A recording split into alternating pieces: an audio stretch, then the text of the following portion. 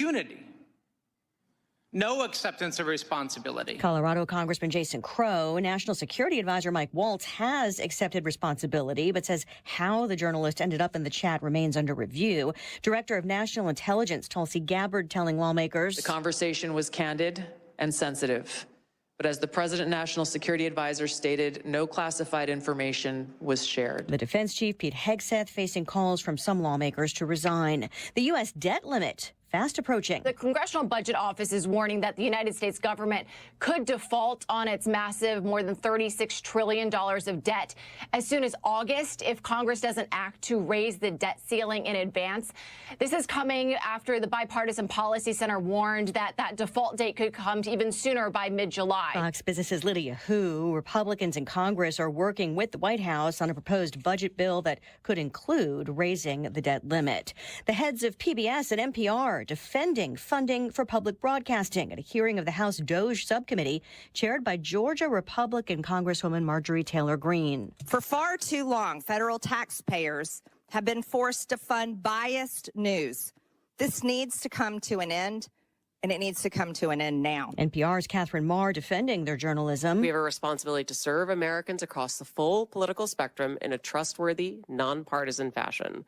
It is essential that we deliver on this commitment, and we have work to do, and we are doing it. She and the PBS CEO also arguing public media is essential for coverage of local events, especially in rural areas. America is listening to Fox News.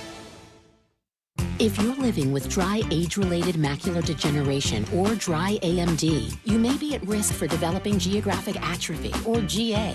GA can be unpredictable and progress rapidly, leading to irreversible vision loss. Now there's something you can do to slow it down and get it going slower. Izervay is proven to slow GA progression. Izervay gets GA going slower. Izervay or avacincaptad pagel is a prescription eye injection used to treat GA. Don't take it if you have an infection or active swelling in or around your eye. Izervay can cause eye infection, retinal detachment, or increased risk of wet AMD. Izervay may temporarily increase eye pressure. Your vision may be impaired after an eye injection or exam. Don't delay. Ask your doctor about Izervay today. Izervay gets GA going slower. Visit Izervay.com. That's IZERVAY.com. Air Comfort Service, heating, cooling, and insulation. Weather. A pretty nice afternoon of weather across St. Louis on this Wednesday. Sunshine in control, the high 66. Tonight, clouds slowly take over. The evening's quite enjoyable. 45 for the overnight low. Thursday, partly sunny, breezy. For opening day, unsettled skies with some scattered showers, maybe a thunder shower around. 72 on Thursday, a pop to 80 on Friday. This is 97.1 FM Talk. Chief Meteorologist Dave Murray. We, without hesitation, recommend that anybody work with ThrottleNet. The experience will be as good as it's been for us, for anybody, because you'll get a true partnership and you'll be able to rest easy that you're going to get the service that you need while they're also doing all those things that you don't want to have to think about, that you don't want to have to worry about. They're always doing that in the background for you. Don't wait for your next IT crisis. If your business depends on technology, you need a partner that's got your back. Contact ThrottleNet.com to get a free IT evaluation and see how we can support your IT everything. Here's a harsh fact. 40% of women and almost 20% of men suffer from varicose or spider veins. And if you think this is just a cosmetic problem, think again. Varicose or spider veins, if left untreated, can lead to swollen or discolored legs, cramping, the inability to stand or walk, neuropathy, even worse, blood clots, which can travel to other parts of your body. But here's the good news. Advanced Medical Vein Treatment Centers offers plans that treat and cure the condition, not just cover up. Grab your phone, take down this number, and call 800-587-1272. That's 800-587-1272. When you call, you'll get free information on how you can live your life to the fullest again. Walk, exercise, sleep well. Your vein problems will not go away on their own, and in time can lead to major health issues. Call Advanced Medical Vein today for free information on fast and easy solutions that are covered by most insurance plans, Medicare included. Call 800-587-1272. That's 800-587-1272 today. Attention and St. Louis Medicaid residents in need of care at home. If you need assistance with daily activities, you can receive in-home care from a loved one that lives with you and they get paid. Through Medicaid with no cost to you, Freedom Care allows you to choose who provides your care at home in St. Louis and they get paid instantly. This is 100% free to you. Call now to check your eligibility. It can be your daughter, son, a close relative, or trusted friend helping you with cooking, transportation, laundry, and other activities in your own home. You get the help you need and your caregiver gets paid instantly. Freedom Care has over 7,000 five-star Google reviews and is a leading choice in St. Louis for in-home care. If you have Medicaid and want great care from a loved one that's free to you through Medicaid, go to freedomcare.com or call 314-597-1749, 314-597-1749, 314-597-1749.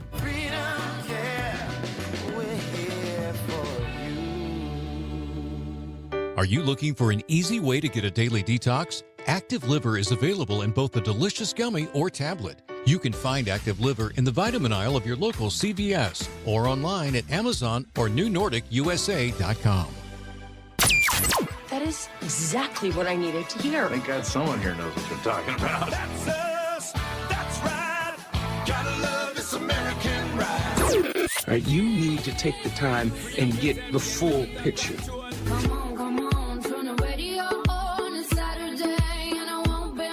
Don't get me wrong, I love the ladies. I mean, they rev my engine, but they don't belong in the newsroom. It is Anchor Man, not Anchor Lady. What do you want from me? I'm not America's sweetheart. Goodness sake, kid. Keep your voice down. Your father's listening to the radio. I'm not America's sweetheart. This is the Annie Fry Show. Happy Wednesday. Welcome back to the Annie Fry Show. It's afternoon. I hope you're enjoying a beautiful day outside today. There are hearings on Capitol Hill today. We knew that was going to happen because we had Congresswoman Ann Wagner on the show yesterday, and she was talking about this intelligence briefing that would take place. Basically, it's the same thing in the House that took place yesterday in the Senate. And we didn't really get a chance to discuss this yesterday, but you heard several times in the Senate hearing, they were like, we'll talk about this more in a classified setting. We'll talk about this more in a closed setting. And everybody was like, okay. It wasn't like a cop-out. Everybody knows that when you're talking to, what was it, the director of the CEI, the National Security Advisor, what is the National, I always forget what Tulsi's, ODNI. Director of National Intelligence. Yeah, they're like all the same thing. Right, yeah. They sound like it. They sound like the same thing to me. But you got all these, Kash Patel in there, director of FBI, all these people in there, and then the second they're like, well, we can talk about that, but in a closed setting, I automatically go, I can't believe you're having any of this in an open setting. Like, I'm sitting here thinking, how do you have a conversation in public about all of these things that you have to be way out in front in order to stop from happening, bad things? And that was kind of the crux of the conversation that I had with her, that I kind of thought we should have maybe discussed more here. But what is the difference between the public hearings and the closed door hearings? How much substance is there? Now, granted, I understand the secrecy of it and the importance of that, not disrespecting the fact that you need to have private meetings. But how do the Republicans act in the open hearing versus the classified hearing? How do the Democrats act in the open hearing versus the closed door classified setting? You'd have to picture that what we see is 90% performative, 10% substance, and that it probably flips when you go behind doors, where you actually do have a little bit of performance still because they have to maintain that because they don't want to be completely inconsistent. But that's where all the substance is happening after the cameras are off. I wonder if the things that are talked about in that open space are even brought up or discussed in the closed door setting to dig a little bit deeper, to find out more details on the stuff that maybe they don't get to the bottom of when they are out in the open. So here's Congressman Jimmy Gomez. Where's he from? I don't have where he's from. Is he? Well, let's listen to him. He's questioning in the House, obviously, Representative Jimmy Gomez, in the House hearing. This is today. Listen to your it. knowledge, do you know whether Pete Hegseth had been drinking before he leaked classified information? I don't have any knowledge of Secretary Hegseth's personal habits. Director Radcliffe, same question. Yes or no? No, I'm going to answer that. I think that's an offensive line of questioning. The answer is no. I find it interesting that you want to. I'm going to answer. You asked me a question. Do you want an answer? No, listen. You don't want to focus on the good work that the CIA is doing, that the intelligence community. Director, I reclaim my time. Director, I reclaim my time. Here, I have huge respect for the CIA, huge respect for our men and women in uniform. You sure? But this was a question that's on the top of minds of every American. No, it's not. This is the stupidest thing ever. It hadn't occurred to me that they would bring up this type of a hoax to throw at Pete Hegseth in this situation. Everybody wants to know. Mike Waltz said last night on Laura Ingraham that he's the one who created the chat. So if he's the one who created the chat, then the addition of this Goldberg, what's his first name? Jerry? Jeff Goldberg? Jeff, yeah. The addition of Jeff Goldberg to this group chat would have come from Waltz. There's nothing on this group chat that has been released that indicates that anybody is outside of sound mind. It's thoughtful. It's well articulated. It was successful. You have a situation where you've got people doing their job, having conversations respectfully, even some people dissenting or offering alternative viewpoints, and it's all done the way you would hope these types of things were done. The problem here is that we know about it. The problem here is that there was an author, a journalist from The Atlantic added to this chat, and nobody knows how it was done. I have questions today as to whether or not there was some sort of play that was made here to get him on there, that it wasn't sort of happenstance or accident or oops, mistake that Mike Waltz or somebody else managed to, oversee and an oversight. I don't know what happened here. But to have this as an opportunity when this congressman says this is a question that's on the top of everybody's mind, you don't have any idea what the American people are thinking right now. He stood in front of a podium in Europe holding a drink. It was water. So of course, we want to know if his performance is compromised. If people were asking if the General Austin was compromised because of a heart issue.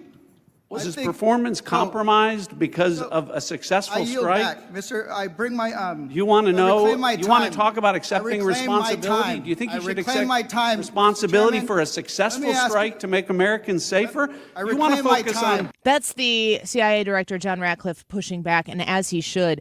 This guy is a fool. This guy is a boob. He's a useful idiot for the Democrats up there to try to throw something else into the conversation. All you need is one person to openly say this so that these stupid rags that are out there can write articles just referencing problems that they allege Pete Hegseth has had with alcohol that are not in any way, shape, or form a factor here. These Democrats are so low right now. They are so beaten down right now. They are so out of touch right now. And it's important to assess the situation for what it is. They got nothing.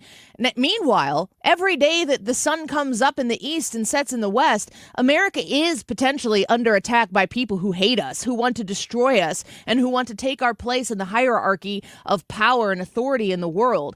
We are under attack all of the time. And the people who are sitting there at that dais answering the questions of these morons that California and the 34th district decide to send into Congress, they are sitting there with the knowledge of things that are threatening your livelihood right now. And this doofus wants to come here and ask if Pete Hegseth might have been drinking to people who he knows wouldn't have the answers. If they knew if he was drinking at that time, that would imply that they were together. If they were together, why would they need to be on a group chat?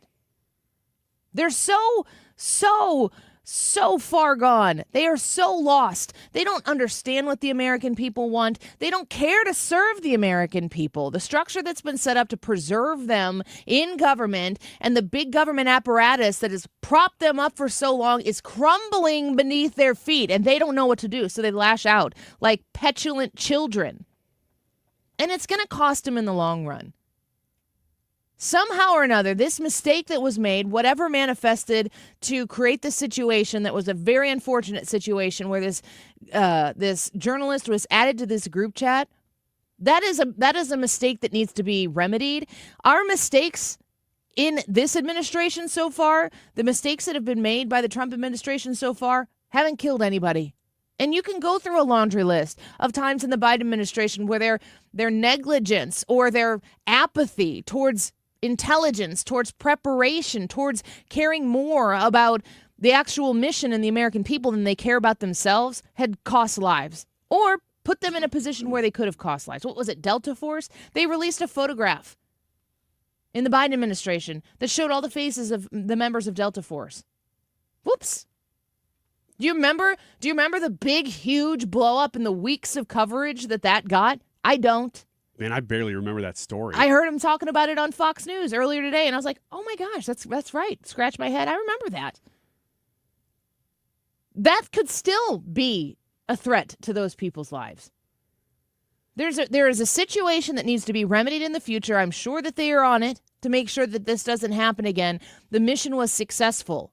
There's an opportunity for learning and growth here, but that's not how Jimmy Gomez from California, from Riverside, California sees it. He sees an opportunity to throw Pete Hegseth down and try to put some sort of boozing hoax over the top of this story just to make sure that he can score a political point on it. That's gross. It's unpatriotic. It's un-American. Well, he's just so worried. This is what's getting lost in the shuffle of this detail of the story is that Democrats are right now apparently so concerned about the security of our country that all the other details of the last 4 years, not just the individual stories like the ones you just mentioned about the Delta Force, but the security of the country's borders, the security of the country, our national interests, our international interests, the way we've used our troops.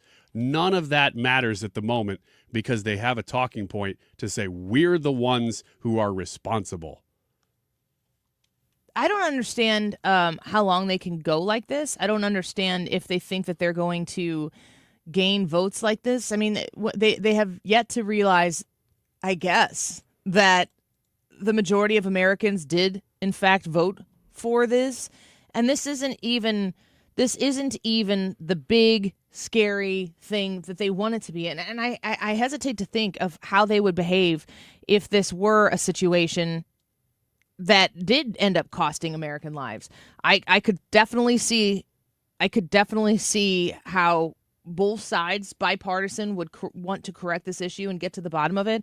But the gloating that takes place from the Democrat side over something that is a non-issue, it's really quite something to me. I want to play here a little bit from the press briefing. It's taking place right now. Let's see what they have to say. Trillions of dollars in private and foreign investments. Every single day, more money is pouring into our country, which will create more jobs for hardworking Americans. Today, Schneider Electric pledged to invest more than $700 million in the United States to boost American energy infrastructure and AI. On Monday, Hyundai announced a $20 billion investment in the United States, including $5.8 billion for a new steel plant in Louisiana, which will create nearly 1,500 high-paying jobs. President Trump is truly turning America back into a manufacturing superpower. Yesterday, President Trump marked National Medal of Honor Day by meeting with 21 of our nation's bravest heroes and incredible patriots who have been awarded the highest military honor. Beautiful picture. The president also signed a historic executive order to protect the integrity of American elections by strengthening voter citizenship verification and banning foreign nationals from interfering in U.S. elections. These are the common sense solutions that only Democrats could oppose. But voters deserve elections they can trust, and critical confidence is being restored thanks to President Trump's leadership. Later this afternoon in the East Room, President Trump will mark Women's History Month by honoring the exceptional women around our country, including the highly talented women in his administration and his cabinet. And on an additional scheduling update, the president will hold a press conference in the Oval Office today at 4:00 p.m. to announce tariffs on the auto industry. And I will leave that to him to make that announcement later. Unfortunately, all of this good is happening for our country. This administration is working hard on behalf of the American public every day, but the mainstream media continues to be focused on a sensationalized story from the failing Atlantic magazine that is falling apart by the hour. Here are the facts.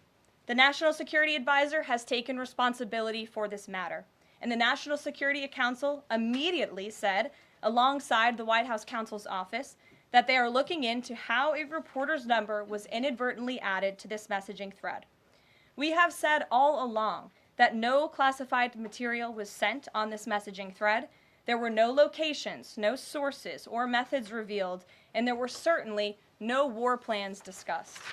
The Atlantic has even admitted this themselves. Their release of these internal messages validates the truth, which we have been saying all along. If this story proves anything, it proves that Democrats and their propagandists in the mainstream media know how to fabricate, orchestrate, and disseminate a misinformation campaign quite well. And there's arguably no one in the media who loves manufacturing and pushing hoaxes more than Jeffrey Goldberg. Goldberg is an anti-Trump hater. He is a registered Democrat. Goldberg's wife is also a registered Democrat and a big Democrat donor who used to work under who? Hillary Clinton. This is the same Jeffrey Goldberg who infamously lied about weapons of mass destruction to get us into the Iraq War, which cost trillions of dollars and thousands of American soldiers. And how else has Goldberg discredited himself? By absurdly claiming that President Trump was Vladimir Putin during the 2016 campaign, by peddling the Russia hoax that tried to hijack President Trump's first term, by inventing the suckers and losers hoax to help Joe Biden in the 2020 election, by peddling a hoax about President Trump involving Gold Star families to help Kamala Harris in the 2024 election, which our campaign at the time vigorously denied. Jeffrey Goldberg didn't care. There's more, but we don't have all day, and we can now add this signal hoax to this very long list. The real story here is the overwhelming success of President Trump's decisive military action against Houthi terrorists. On March 15th, President Trump ordered a series of military operations against the terrorist Houthis to defend U.S. shipping assets in the Red Sea, restore freedom of navigation for international shipping, and defend the United States from enemy threats. United States forces successfully struck dozens of targets across Houthi-controlled territory. And as a result of these actions, several Houthi leaders were killed, including the Houthi drone chief, his deputy, and several of their drone experts and other key leaders. We also destroyed command and controlled facilities, weapons manufacturing facilities, and advanced weapons storage locations. And it's important to remember why this powerful action took place in the first place. Because of Joe Biden's incompetence and pathetic weakness on the world stage for years, the Houthi terrorists grew emboldened.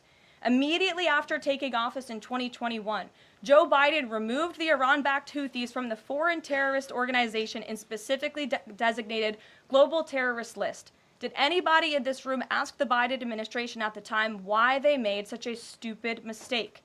This reckless action undid the designation put in place by President Trump during his first term, and what followed was predictable and devastating. The Houthis targeted U.S. military ships and aircraft, hit commercial ships, including U.S.-flagged vessels, threatened our personnel overseas, and attacked our allies in the region. This resulted in more than a year of U.S.-flagged commercial ships being prevented from safely sailing through the Suez Canal, the Red Sea, and the Gulf of Aden. This had a massive negative impact on global trade of the economic security of the United States. Joe Biden was the commander-in-chief, and he sat on his hands while the United States of America was bullied and embarrassed by terrorists. President Trump and his team are putting a stop to these threats and restoring American strength around the world. The Trump peace through strength approach means no terrorist force will stop American commercial and naval vessels from freely sailing the waterways of the world. But unfortunately, this is not what the Democrats and the media want to talk about. They are focused on a coordinated campaign to try and sow chaos in this White House. And this has been the most successful first 2 months of any administration ever, which is exactly why they are doing this. We are not going to bend in the face of this insincere outrage.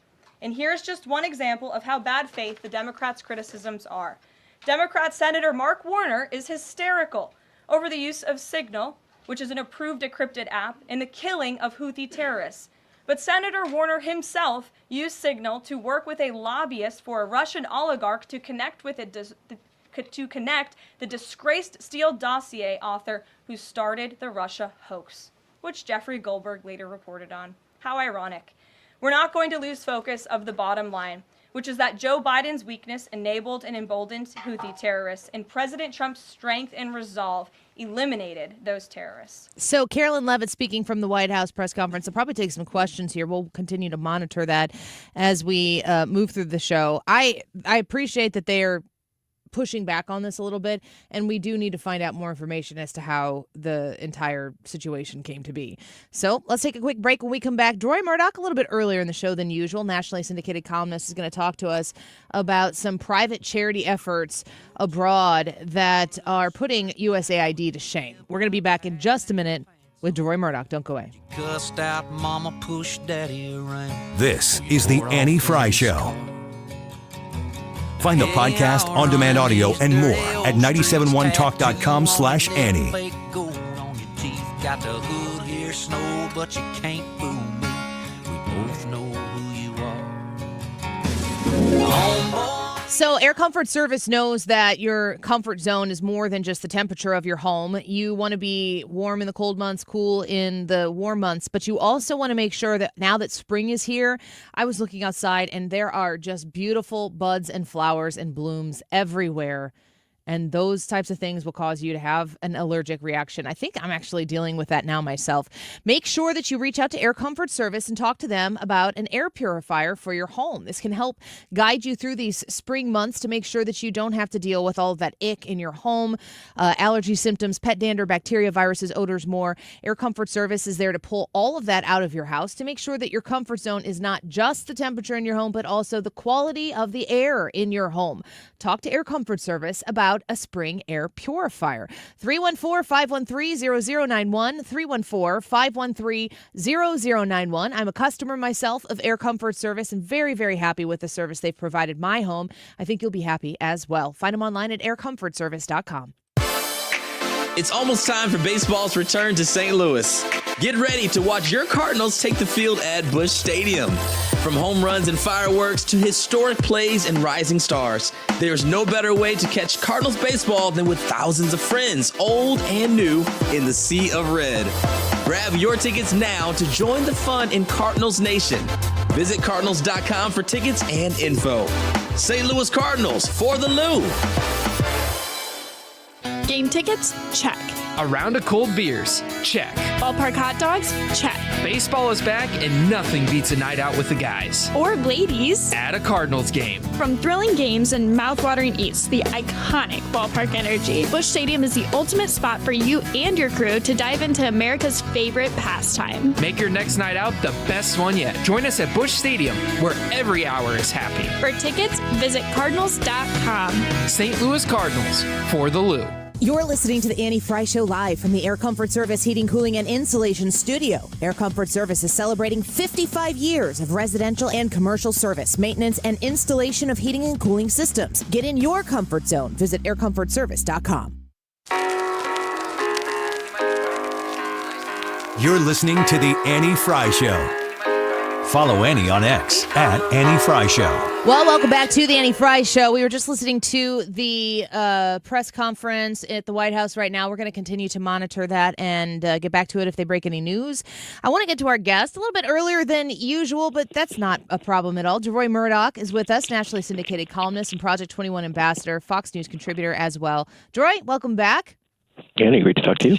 You know, one thing that hasn't been talked about, I guess maybe as much this week because some other things have boiled up to the top, the DOJ cuts and what they're able to find as far as waste, fraud, and abuse have been pretty epic, one might say. And I think that it's important to understand when this money is being pulled back, especially from like USAID and all of that, that the ability of people to be helped outside of government laundered money, they might even be helped better if the government weren't involved in the first place.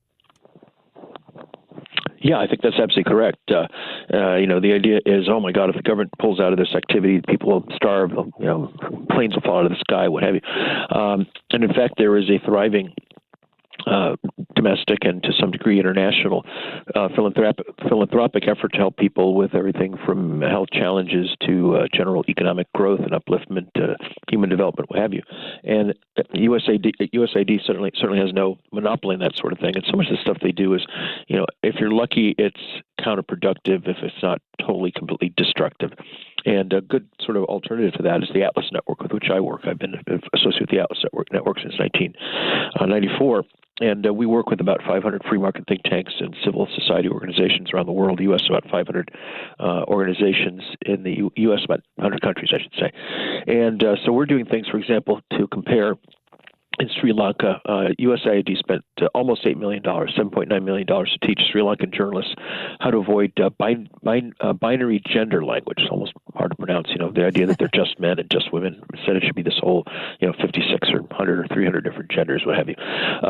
Although it be kind of silly and useless and not productive.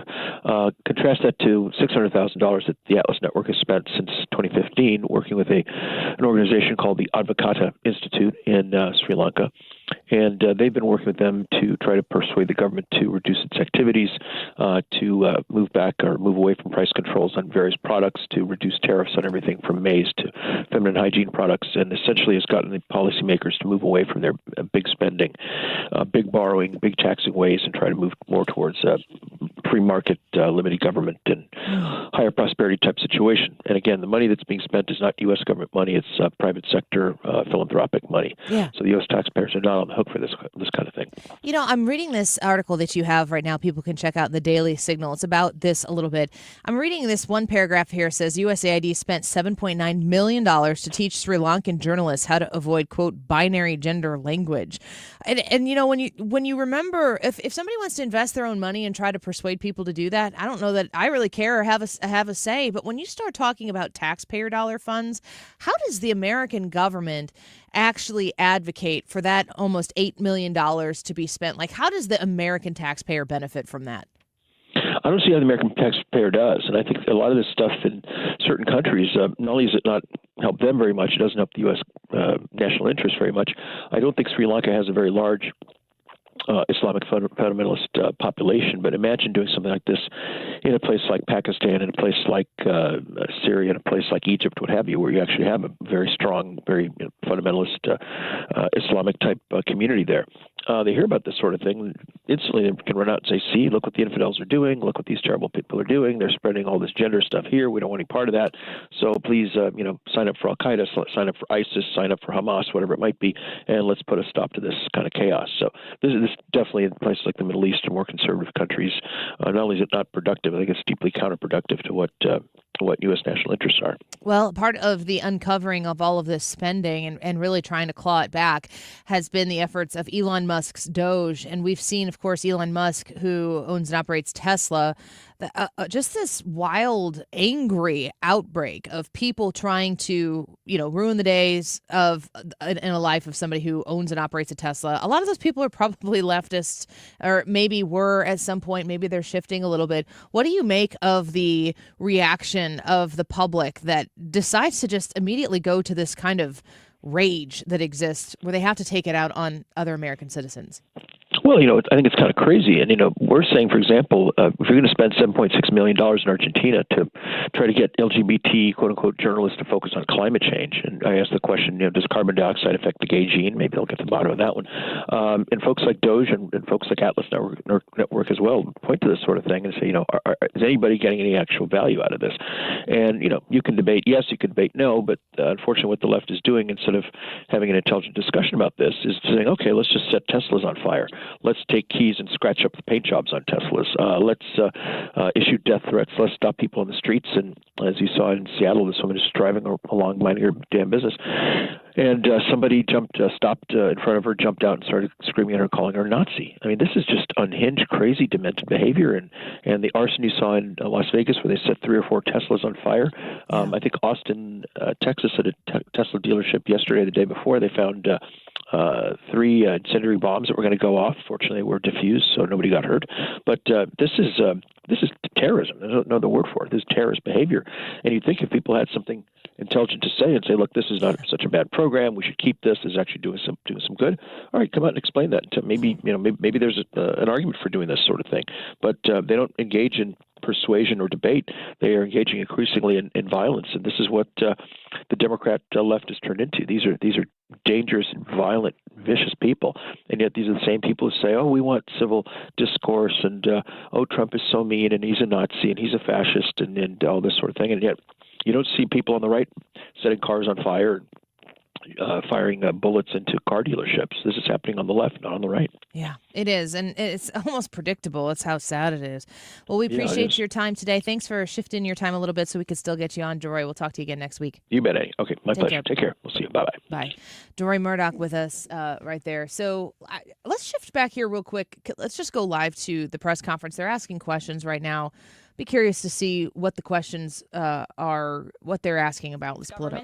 And he was very careful about his communications when he was in Russia. So rest assured to the American public, this administration is taking every precaution when it comes to protecting our national security. And that's why the American people reelected this president, because they know that our national security is in good hands with the President of the United States. Speaking of the Vice President, I understand he's going to be speaking any moment now. I would hate to counter-program the Vice President of the United States. You'll also hear from the president at 3 o'clock. He will be honoring women's history at the Women's History Month celebration. We have a lot of great women across our cabinet who will be it sounds like she's attendance. wrapping up so that J.D. Vance can have the stage here. So we'll take it back here. I am continuously amazed, and I shouldn't be. It's kind of what we all suspected the whole time. Going back to Deroy's article here and talking about the Atlas Network, what he works for. Remember, there's private entities that are trying to help specific causes all of the time, who have a lot more to answer to, unfortunately, than bureaucratic government swamp creatures who just keep the thing going and probably don't even know that this type of stuff exists. In this article, Haitians, let's see here. He's talking about Haiti because, the Hillary Clinton stuff in Haiti and the Clinton Foundation stuff.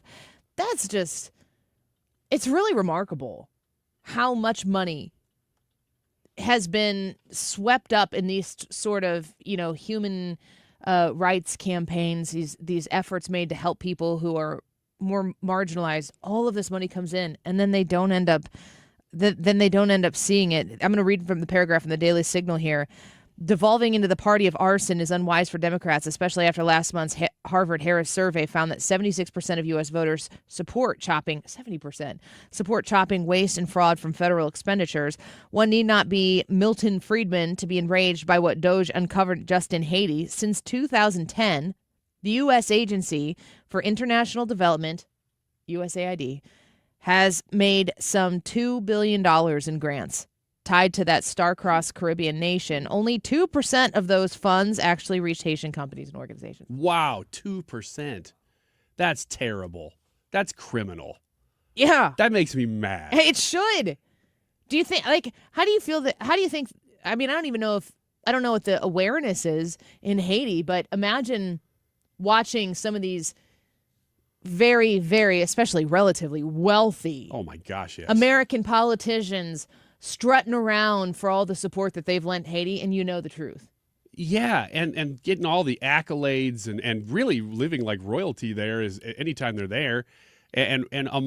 Gosh, just the hypocrisy. $2 billion, $40 million of it to Haiti. Where's the rest of the money? Isn't that the question? This is a little bit separate issue, but since you cited it in those stats, that poll, the way that it was worded sounded like it was asking, are you in favor of trimming waste, fraud, and abuse from government spending? 70% said yes. That tracks exactly with that stat I always bring up, that 30% of America before the election said Joe Biden is fine. That's 30% of Americans asked that question, said, no, I don't want to trim waste, fraud, and abuse from the government. We're going to put a button on this whole segment here talking about the security leaks, the signal security leaks, and Joe Biden and all of that. And I'm just going to read Amy's comment You let a dementia patient lead the country for 4 years. That alone was a walking national security risk. Well, that just about sums up that whole segment. Thank you, Amy. Thank you. It's true. We can do the but what about? But what about Chuck Schumer just the other day? Maybe yesterday. Went to his podium and he said he expects the same outrage from Republicans regarding this issue that they did surrounding Hillary Clinton's emails. And I'm like, you don't get to do that.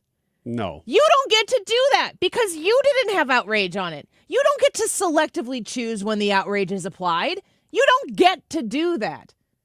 I understand the hypocrisy. You're going to say that Republicans were really, really worked up and outraged about Hillary Clinton's emails. I said that on this show. Like, we had problems with this then.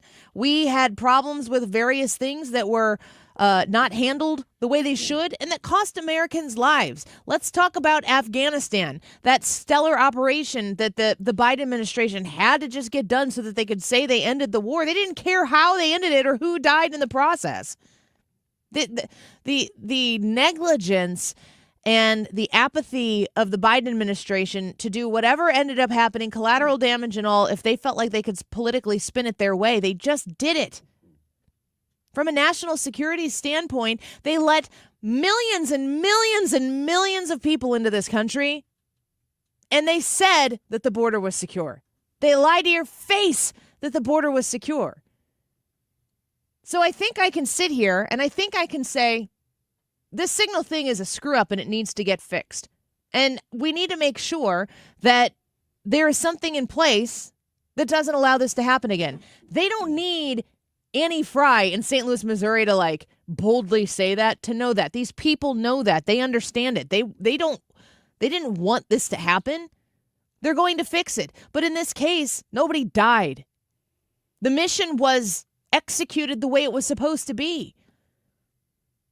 So if we want to do the whataboutisms, Chuck Schumer, you don't get to do that because your party's mistakes cost people lives. That hasn't been the case in this situation. I pray to God that the Trump administration and no other Democrat administration ever in the future makes a mistake that costs an American life. But to suggest that, all right, Republicans, now's the time to see if you're going to be a hypocrite about this. You need to have as much rage about this as you had about Hillary's emails. Yeah. And wait a second. Which Weekends America are we doing? Oh, we're going to do the one where I'm proving that the National Democrat brand is on the rebound. I was going to say, I was feeling pretty strong right now, and I was about to see how flexible the new FCC chairman is. But I won't. I'm going to choose in this moment to be better than that. I tell you what, it is fair. We'll be fair to Chuck Schumer. And I'm trying to be fair in Wiggins America, too. That's the whole theme here. Today. Today. When they try to bleach bit 40,000 signal messages before taking them public or to Congress. And then take a hammer to the devices after the fact. And then hammer them all up. And oh, by the way, just like you mentioned in that segment there, they also 2% of all the government money that their foundation was getting on the side went to its actual cause. If all of that happens concerning this signal thing, I'm fine with getting outraged about it. We will do that. All right. Just to be fair. Take a quick break. Ryan's going to explain to us how the Democrats might be on the rebound. There's a certain way you can tell, from what I understand. And Ryan's going to show us the light here. Help us understand where the strength of the Democrats might be coming from. We'll be right back.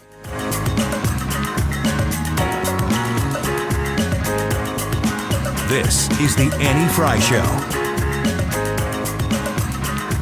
The Annie Fry Show is streaming online. Watch us live on YouTube and subscribe.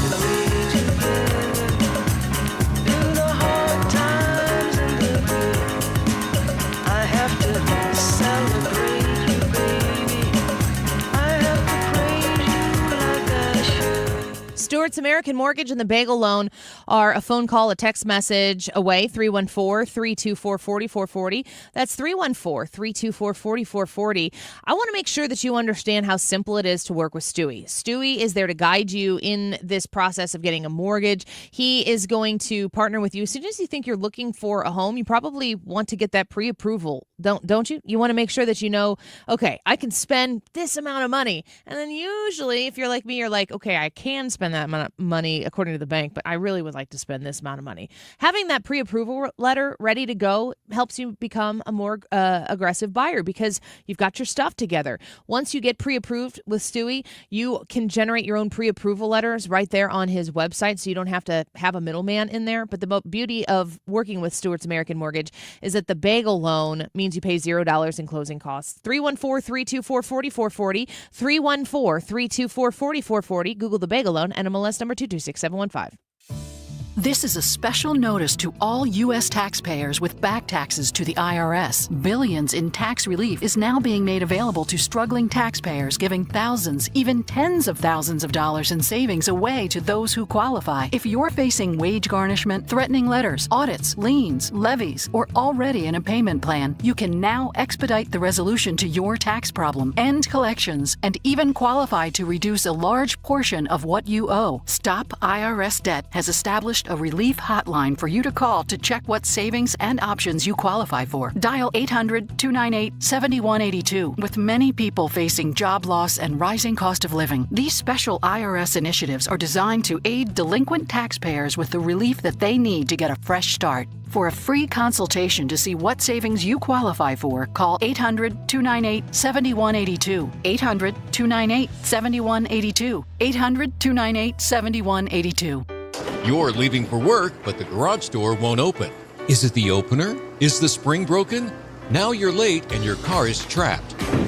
Well, don't panic. Overhead Door Company of St. Louis is here with same-day emergency service. They won't leave you stuck. The original Red Ribbon Garage Door Company, trusted in St. Louis since 1926. Call 314-781-5200 or schedule online at overheaddoorsstlouis.com. Hey, baseball fans, I want you to take a swing at making some entries on all your favorite players with Underdog Fantasy. Baseball is back, and you can make opening day and every other game more exciting with Underdog Fantasy. It's one of the leading sports apps, and you can play in Missouri now. If you'd like to win 1,000 times your money, who doesn't? You can with Underdog. To play, it's real easy. All you have to do is choose whether a player will go higher or lower on a stat line. So for baseball, it's home runs, hits, and more. You can do the NHL with goals and assists. You can do basketball as well. You can play with as little as $1. If you get everything right, you can win up to 1,000 times your money with Underdog Fantasy. So get started today, create an account, and use the promo code MARKR.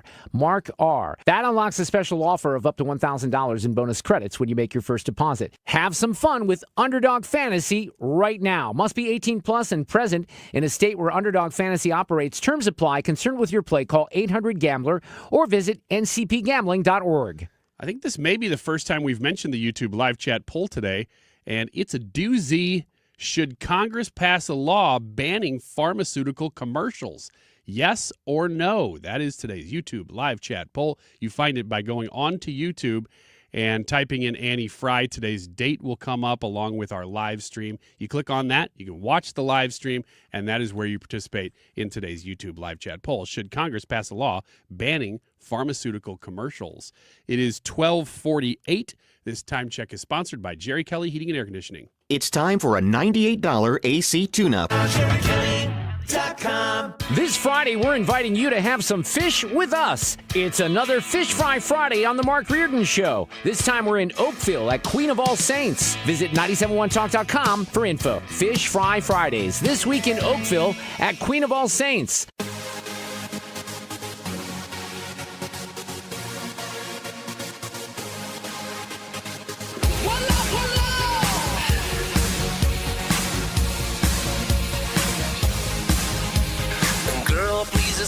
Wiggins! Oh! Wiggins!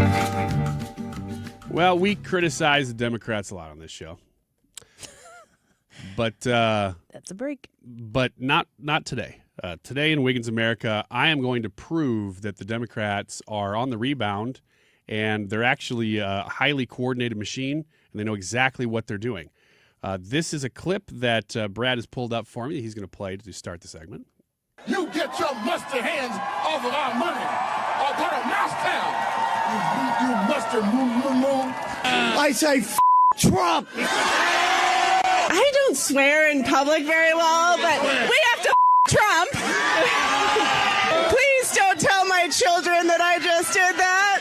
Hey, I just want to correct what a couple of my colleagues said. They used that word in front of Donald Trump's name.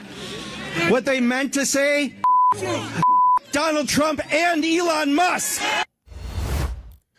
So, as you can see, this is highly coordinated. You know the woman who says, like, please don't tell my kids? Mm-hmm. She says, we have to. Yeah, she says we have to blank Trump. I can tell she doesn't do it very much.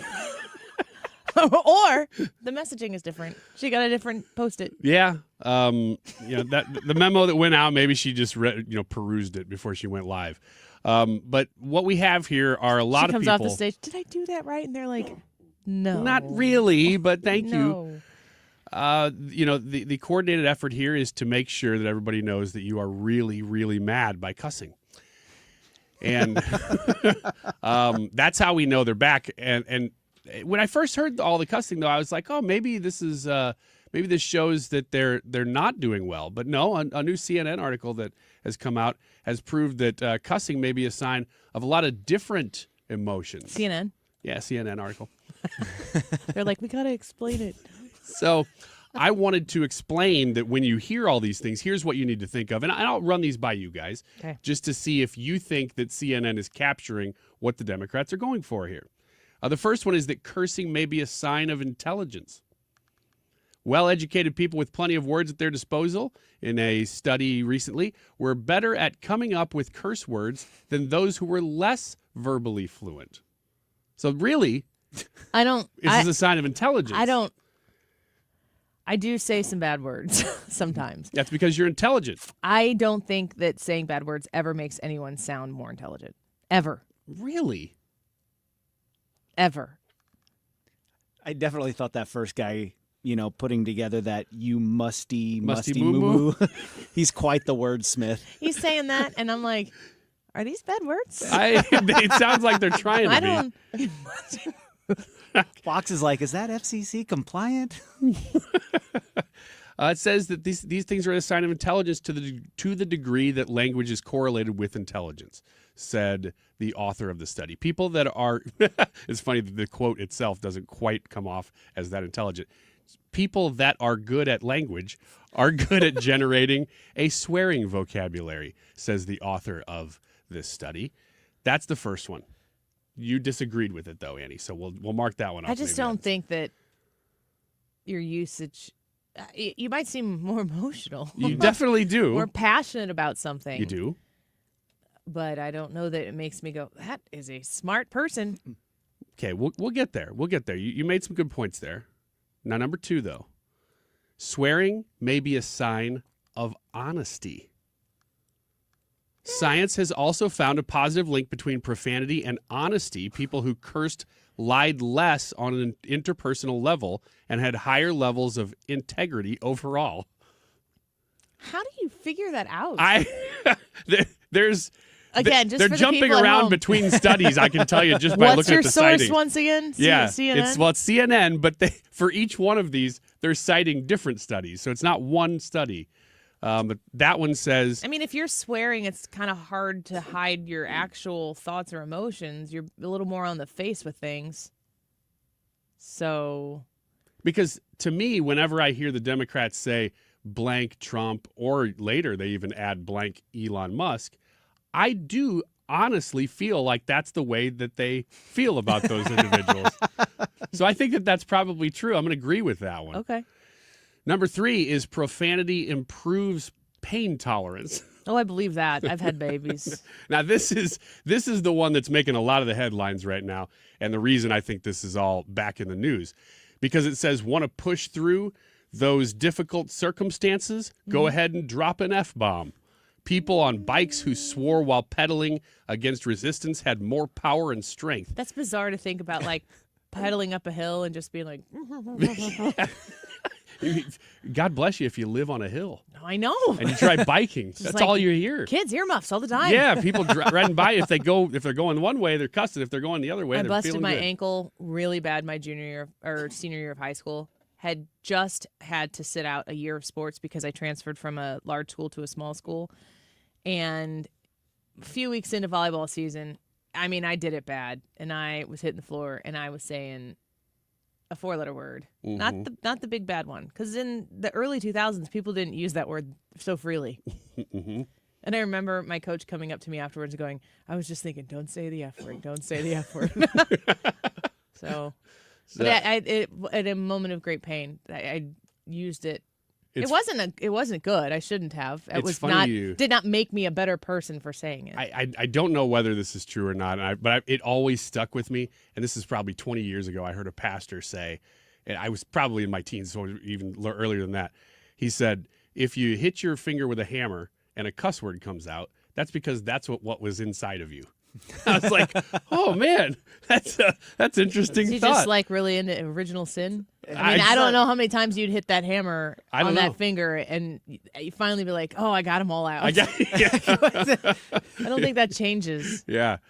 So profanity improves pain tolerance. I would say that is one of the reasons that's actually maybe the primary reason the Democrats are cussing so much right now. It's really the only usage of it that I think is actually arguably acceptable. How about this one? Last one. Throwing expletives instead of punches. Why do we swear? Perhaps because profanity provides an evolutionary advantage that can protect us from doing or receiving actual physical harm. I don't know that it would. I feel like it might encourage it. Yeah. It does seem like it's a ramp up. But they're saying that instead of doing the actual physical violence, this is in lieu of that, and it helps with it. These people are just soft. No, don't fight. Don't fight. I'll tell you what, words can be really hateful and hurtful and painful. And there are times where sometimes you need to stop it from happening, especially if the word's coming at you or threatening. Like, I'm going to blankety blank. I don't know. You got to defend yourself. Well, overall, I think we can agree that the Democrat brand is on the rise. According to this study, they're doing great. They're doing great. Let's talk to Jonathan Butcher when we come back about the elimination of the Department of Education. Don't go away.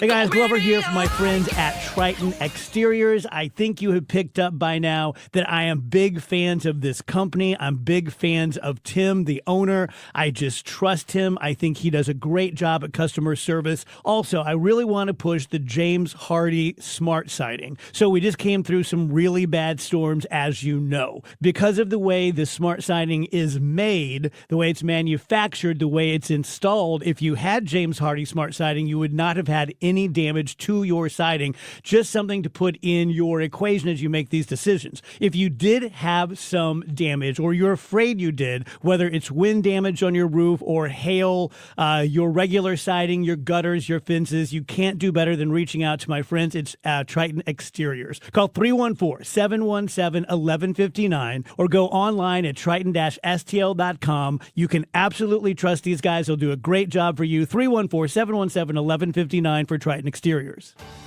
Someone had a birthday. Yep, 50. Can't believe it. 50 years of wisdom. Great segue. We have health news, a CDC update. Pneumococcal vaccination is now recommended for adults 50 or older. Says here, we're over 6 times more likely to be hospitalized with pneumococcal pneumonia than adults under 50. I don't love those odds. Same. Look what I found. Pfizer's Prevnar 20 is proven to help protect adults against pneumococcal pneumonia and invasive pneumococcal disease in just 1 dose, and millions have already gotten it. Continued approval may depend on a supportive study. Don't get Prevnar 20 if you have a severe allergy to its ingredients. A weakened immune system may lower your response. Common side effects include injection site pain and swelling, fatigue, headache, muscle, and joint pain. For full prescribing information, please call 1-855-213-2138. Visit Prevnar20.com or talk to your doctor or pharmacist. I'm on Prevnar20.com now, scheduling my appointment. Good idea. And happy 50th. Could you make $500,000 in retirement savings feel like $1 million? Or $1 million feel like $2 million? The key is having a comprehensive financial plan for taxes, Social Security, inflation, healthcare, income, and more. Discover how you could make money go a lot further in retirement in a 3-hour adult education class, Retirement Planning 101. Guys, it's Dave Glover from KMOX. This one-night class is taught by a fiduciary advisor from Financial and Tax Architects with decades of financial planning experience. They're held at colleges and libraries throughout St. Louis. There's no cost. Just bring 3 canned goods for the St. Louis Crisis Nursery. free. If you've saved $300,000 or more for retirement, register by calling 314-350-8110. 314-350-8110. If, like me, you haven't quite had the pedal to the metal the way you should, or if you've had the pedal to the metal the entire time, either way, give us a call. We can help you out. We'll take you wherever you are. 314-350-8110. 314-350-8110 for Financial and Tax Architect. KFTK FM Florissant from the Kaufman Townsley St. Louis's Injury Lawyers Studio. Call 314-500-5000. That's 314-500-5000. All on the free Odyssey app. This is a Fox News alert. 4 U.S. soldiers reported dead. I'm Lisa Brady. The soldiers had been considered missing while training in Eastern Europe. Now a U.S. official says there was a training accident, and the head of NATO has just told reporters the soldiers are dead, though he didn't have any details. Those soldiers were training in Lithuania, only about 6 miles from the border with Belarus, and their vehicle had also been missing. Again, there is no confirmation from the U.S. military about the status of those soldiers. The White House, for a second day, is rejecting claims that war plans were shared in an encrypted group chat that mistakenly included a reporter. I would characterize this messaging thread as a policy discussion, a sensitive policy discussion, surely. But White House spokeswoman Caroline Leavitt says not classified information, calling the reporter involved a Trump hater and saying the real story is the success of airstrikes on the Houthi rebels in Yemen. Some Democrats calling for the defense chief to resign. We are not going to be lectured about national security and American troops by Democrats and the mainstream media who turned the other cheek when the Biden administration, because of their incompetence, left 13 service members dead in Afghanistan, and not a single person in the previous administration was held accountable for that botched withdrawal. The National Security Advisor says he takes responsibility for the reporter ending up on the chat, but how it happened remains under review. During the White House briefing, reporters pressing Leavitt on whether anyone would lose their job over the mistake. She repeated that the president continues to have confidence in his national security team. Leavitt also just telling reporters President Trump plans an announcement about auto tariffs this afternoon. This ahead of the new reciprocal tariff policy that's set to kick in April 2nd. America is listening to Fox News. If you're living with dry age-related macular degeneration or dry AMD, you may be at risk for developing geographic atrophy or GA.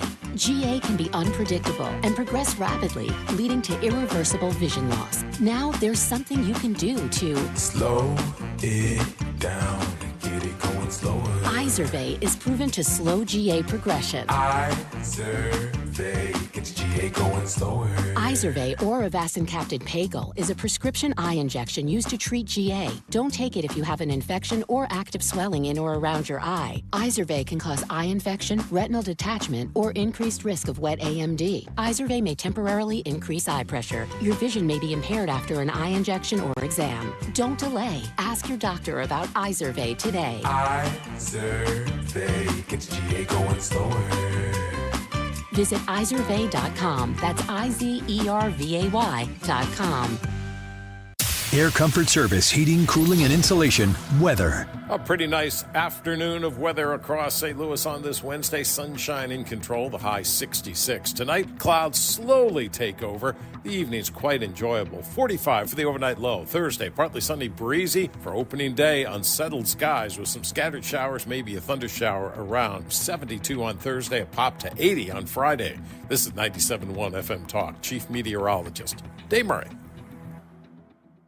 Attention timeshare owners. This is an urgent consumer alert from the Timeshare Exit Hotline, a national company specializing in helping consumers legally get out of their expensive timeshare contracts. We're offering you a way to legally get rid of your timeshare. So if you're fed up with the maintenance fees that keep on coming and want to learn if you can terminate your timeshare legally and permanently, call today. Even if you've tried before and were unsuccessful in getting rid of your timeshare, call today and see if we can help. We offer a complete 100% unconditional client satisfaction guarantee. Make this completely free call and learn how we can help you legally put an end to your timeshare nightmare once and for all. You have nothing to lose, so call right now to qualify and receive a free consultation. Call 800-838-8614. 800-838-8614. That's 800-838-8614. Paid for by Airtime Media. Don't get lulled into believing the IRS is getting soft. It's just the opposite. Hi, this is Lance Story with the Lance Story Law Firm. We are being told by IRS collection officers that their higher-ups are demanding that they get more aggressive than ever. So don't ignore them any longer. Level up. If you have unfiled returns, unpaid taxes, levies, or liens, call the Lance Story Law Firm today and let us get between you and the IRS. We'll protect your rights, including your right to appeal or even your right to take the IRS to tax court. Remember, IRS problems are legal problems, and they need to be handled by an expert attorney team who's done it for decades. So call the Lance Story Law Firm today. We're local. Our office is right here in St. Louis, or visit Lance, D-R-U-R-Y, law.com to schedule your free consultation with your local tax resolution law firm, the Lance Story Law Firm, 314-260-6120. The choice of a lawyer is an important decision and should not be based solely upon advertisements. Hey guys, it's Mark Reardon. If you're struggling with low energy, performance issues, or weight gain, Game Day Men's Health has got you covered with testosterone therapy, ED treatments, and more in all of a relaxed man cave environment. At Game Day, you'll get a free testosterone test and consultation, all in just 1 hour. Game Day is the premier men's health clinic with locations in Chesterfield, O'Fallon, Missouri, and Glen Carbon, Illinois. Visit GameDayMen'sHealth.com. That's GameDayMen'sHealth.com. Get back in the game with Game Day Men's Health. 97.1 FM Talk is proudly supporting the Guns N' Hoses Queen of Hearts raffle, benefiting the St. Louis Backstoppers. Learn more at STLGunsandHoses.com and listen to the Mark Cox Morning Show Fridays at 8:20 for winner announcements. That is exactly what I needed to hear. Thank God someone here knows what they're talking about. That's us. That's right. Gotta love this American ride.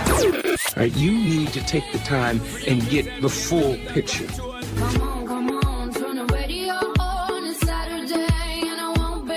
Don't get me wrong, I love the ladies. I mean, they rev my engine, but they don't belong in the newsroom.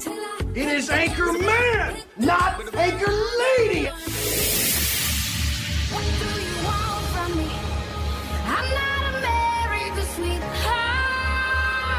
Goodness sake, kid. Keep your voice down. Your father's listening to the radio. I'm not America's sweetheart. This is the Annie Fry We're Show. going to be returning education very simply back to the states where it belongs, and this is a very popular thing to do, but much more importantly, it's a common sense thing to do, and it's going to work. Absolutely, it's going to work, and I can tell you from dealing with the governors and others in the state, they want it so badly. They want to take their children back and really teach their children individually. Probably the cost will be half, and the education will be maybe many, many times better. So we look forward to this. President Trump speaking about dismantling the Department of Education. And of course, we have a lot of instances of people locally who are very, very nervous about that. You have people who are in a situation where people who are, in the education system here on the state side, people who are used to the status quo, Department of Education being there, and it goes away, and then they think everything is just going to go away. The number one thing I found is the amount of misinformation that gets put out right now by the teachers unions to frighten people. It's a really dramatic way to try to push against this Trump administration on something that they campaigned on doing. Let's get to an expert guest on this. Jonathan Butcher joins us. He's a senior research fellow in education policy at the Heritage Foundation. Jonathan, thanks for being with us today. Great to be with you. Thank you so much for the time. I want to give you the opportunity to set up for us when the Department of Education goes away, what kind of services, what kind of provisions for our children in their education, what kind of things like that go away? Well, we'll start with what's happening now and then what may happen in the years to come. Immediately, the president has said that essential services will continue. So the job of the agency to move money from the Treasury to states and local schools, it's going to continue. Title I, which is money for children in low-income areas. IDEA, which is money for children with disabilities. Student loans, all of these things are going to continue. Now, what is happening, though, is a reduction in force. So they have cut the number of staff at the department in half. And they are now working on removing the different responsibilities and programs that are either ineffective or have long been slated for closure in various budget proposals by other Republican presidents. So this is a step towards making the agency have a smaller footprint, but including what the essential services are. Yeah, I think that the number one thing that I hear being lobbed out into the conversation is the idea that, like, special education, the IDA that you were talking about, services, that those will be no longer. People are concerned that if they have some sort of IEP or some sort of plan that is specific for their child that needs a few extra accommodations, that Donald Trump doesn't want that to exist. He's going to defund it. He's going to doge it. It's going to go away. Are you telling me that's not the case? No, that is not the case. I mean, the president has said that that is an essential service that will continue. And look, remember, parents should think, who did they make their IEP with? They didn't make it with Washington. They made it with their local district. So why would the IEP go away? The money for their child with special needs, I mean, only a portion of that comes from the federal government through IDEA. The bulk of that still comes from state and local taxpayers, right? In fact, that's been a long complaint of families of children with special needs, is that IDEA is, quote, an unfunded mandate because they say Washington hasn't filled in the amount of money they said they would pay. So you can't have it both ways. You can't say Washington's doing a terrible job doing IDEA and it's an unfunded mandate, and then when it goes away, complain that, well, we wanted it there in the first place, right? Yeah. I mean, it is going to stay. It is going to be there. And again, you made your IEP with your local school, with your local school district. The services are provided by the local school. Yes, there is money that is coming from federal taxpayers. The president has said that will continue. And at the Heritage Foundation, we would advocate for that to continue, right? I mean, we would advocate for programs for children with special needs. Mm-hmm. Now, not the same way. We don't believe it should come from a Department of Education, but those services can still be provided through Health and Human Services, and were at one time. Yeah, I think the biggest panic I see is posted from unions, the teachers' unions. They're very concerned about this maneuver. Is there a threat to the teachers' unions and the strength that they might have, the influence they might have in the education system right now, that they won't have if the DOE goes away? Yeah, they filed a lawsuit, both the NEA and the AFT, just a few days ago, and they are claiming that the department will not be able to fulfill its obligations under statute. But that is exactly what the president has said will continue.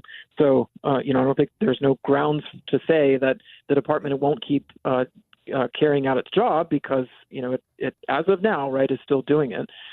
Yes, it is certainly the case that unions, the national offices, much easier for them to only have to go to the Department of Education to lobby for more money or to go to Congress as opposed to the different states. So I think unions benefit from being able to advocate for special interests that are protected at one federal agency. Jonathan, this is Ryan. Is there anything that we know for sure that will be, the average parent, the average kid will notice after these changes? Hopefully not. Look, much of what Washington does is make requirements of state departments of education and districts for reporting. I mean, that's what they create, right, is a set of rules and regulations that schools and state departments of education have to turn around and report to Washington. The spending is still there, again, under Title I, IDEA, et cetera. I think that what we will hopefully see in the long term, and this is what we're looking for, is for states and local districts to be able to make decisions about how they adopt policies without looking over their shoulder to see whether or not Washington's going to come and either take away their federal money or send some investigation about how they're operating. That's what we need to change. We're speaking with Jonathan Butcher, the Senior Research Fellow in Education Policy at the Heritage Foundation.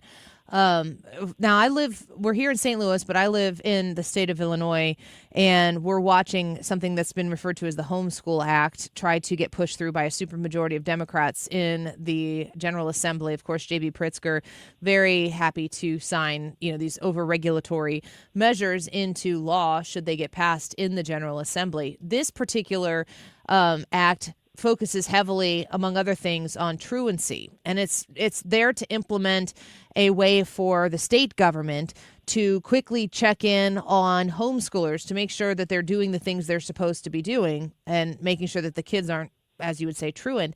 But I've talked with various areas around in the public school district. There's not really an emphasis on truancy in the public schools. And then you go to look at the proficiency rates for students in the state of Illinois specifically, and they're like 27 percentile of math proficiency, and 34% are proficient in English or reading. The numbers are so bad across the board in our education system right now. What happens to these states that aren't doing so hot on their own, and given all of the responsibility because the DOE isn't there anymore to oversee this? What happens if you're in a state like Illinois and they're not doing a great job? Well, to begin with, the issue of student absenteeism has only increased since COVID-19. And so for public school officials and so-called public school advocates to be worried about homeschoolers is quite remarkable, because they're having their own problems keeping kids in the classroom. So I think they should take care of that before they're concerned about families who are educating their children. I think that's an invasion of privacy among homeschool families.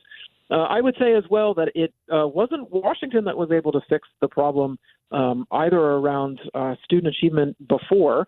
So it's not going to happen come from Washington after. I mean, this is going to be an issue of families expressing their dissatisfaction with their local school and demanding that lawmakers give them more options than their assigned school. That is what it's going to come down to, is parents saying that they're willing to leave to give their child a better education when their assigned school is failing their child. So let me ask you this, Jonathan. When it comes to school choice, we've seen area states across the country have worked to move towards school choice.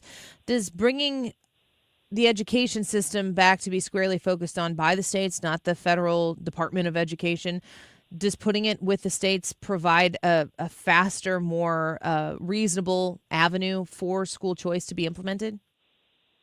Well, it certainly does, but it also provides a quicker way to look for better ways to improve student achievement. Remember, these are 50 laboratories of democracy, and when you look at the latest reading results, you see in states like Louisiana and Mississippi that they have increased reading scores much faster than any other state in the U.S.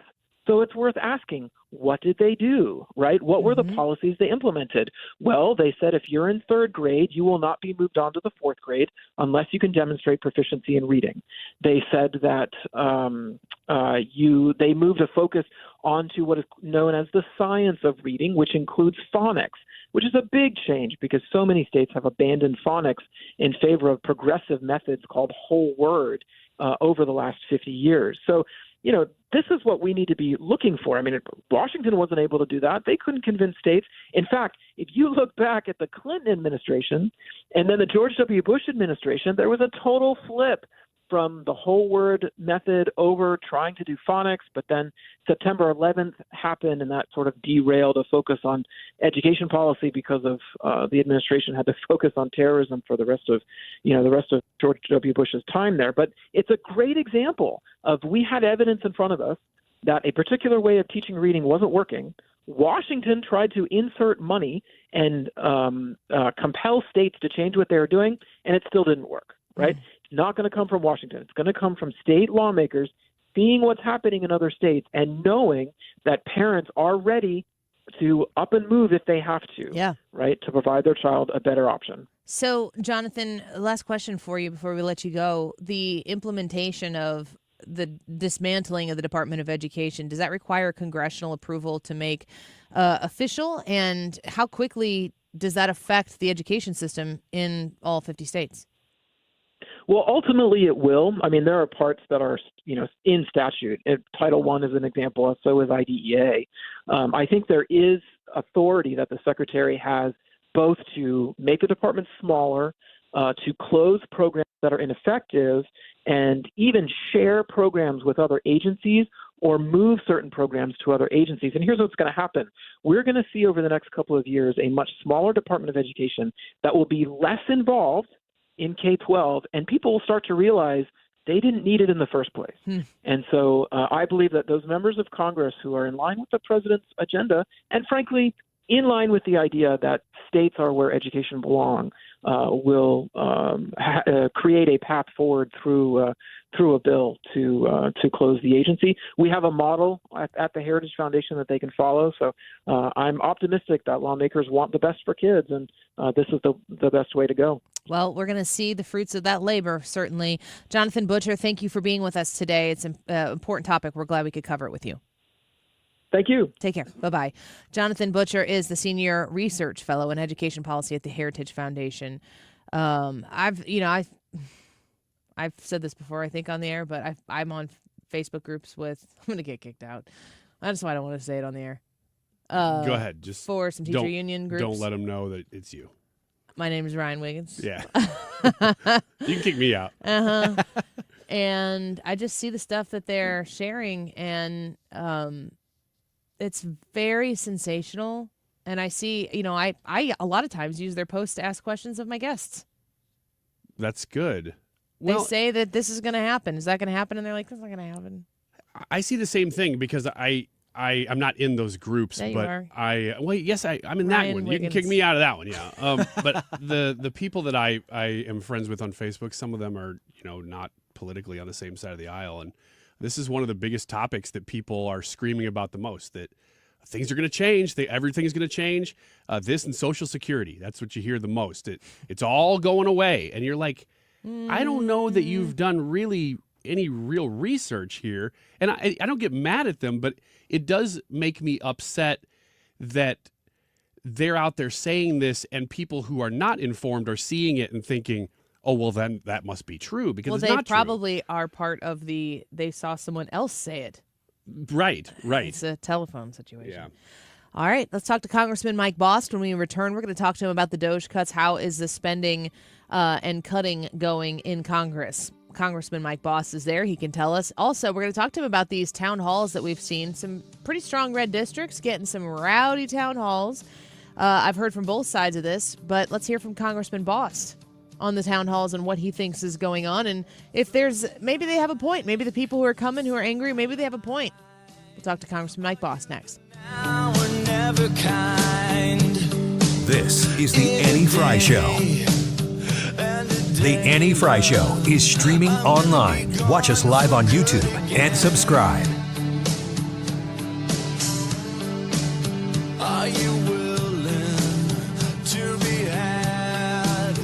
Are you cool with just an Point Pest Control, point with an E, pointpestcontrol.com. I want you to know that they are there to guide you through the process of making sure that you are well cared for in your home, that you don't have to worry about the bugs that are going to creep into your home when it gets warm, or if they're looking for shelter, whatever it is. Point Pest Control, they will walk you through the process of being certain that you are bug-free. You can become a quarterly plan. I just got the message from them. They're going to come in early April, spray outside for all those bugs. If I see a bug inside, they come in my home and they take care of it. And they make sure that I don't see any more bugs after that. And I have been subscribed to them for over a year and a half, and we have had no bugs. We are a bug-free home, which is amazing because we have kids and dogs, and you would think that the bugs would be coming in all the time. We just don't. Call them at 636-798-0023, 636-798-0023.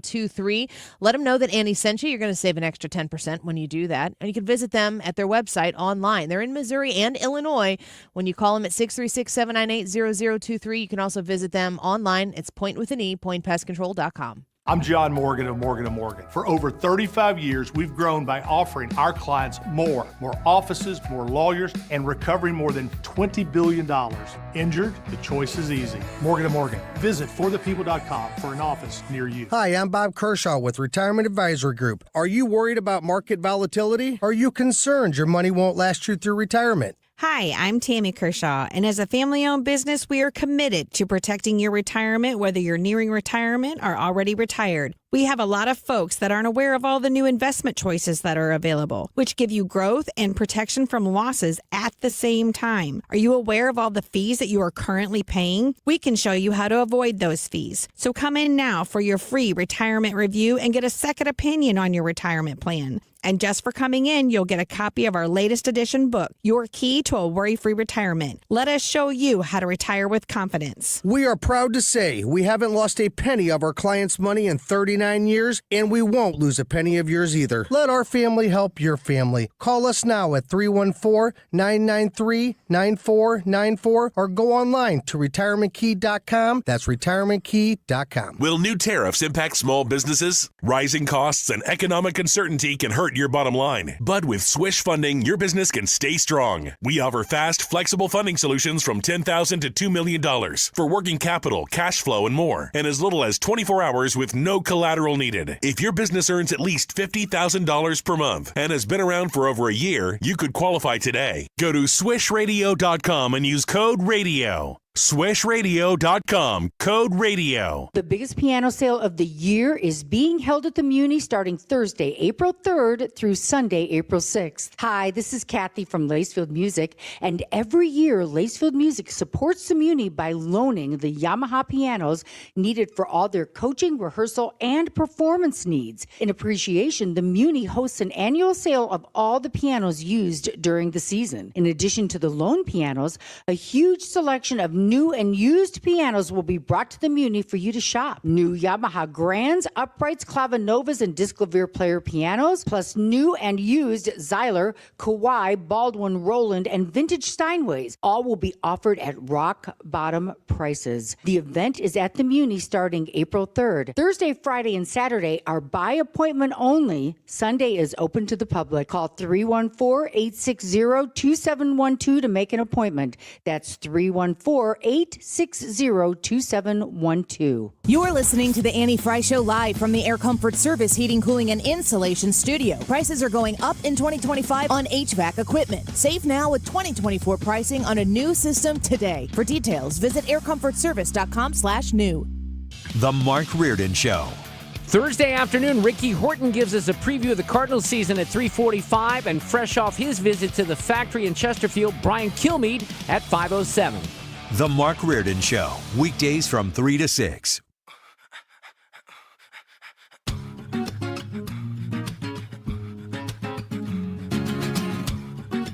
You're listening to The Annie Fry Show. Follow Annie on X at Annie Fry Show.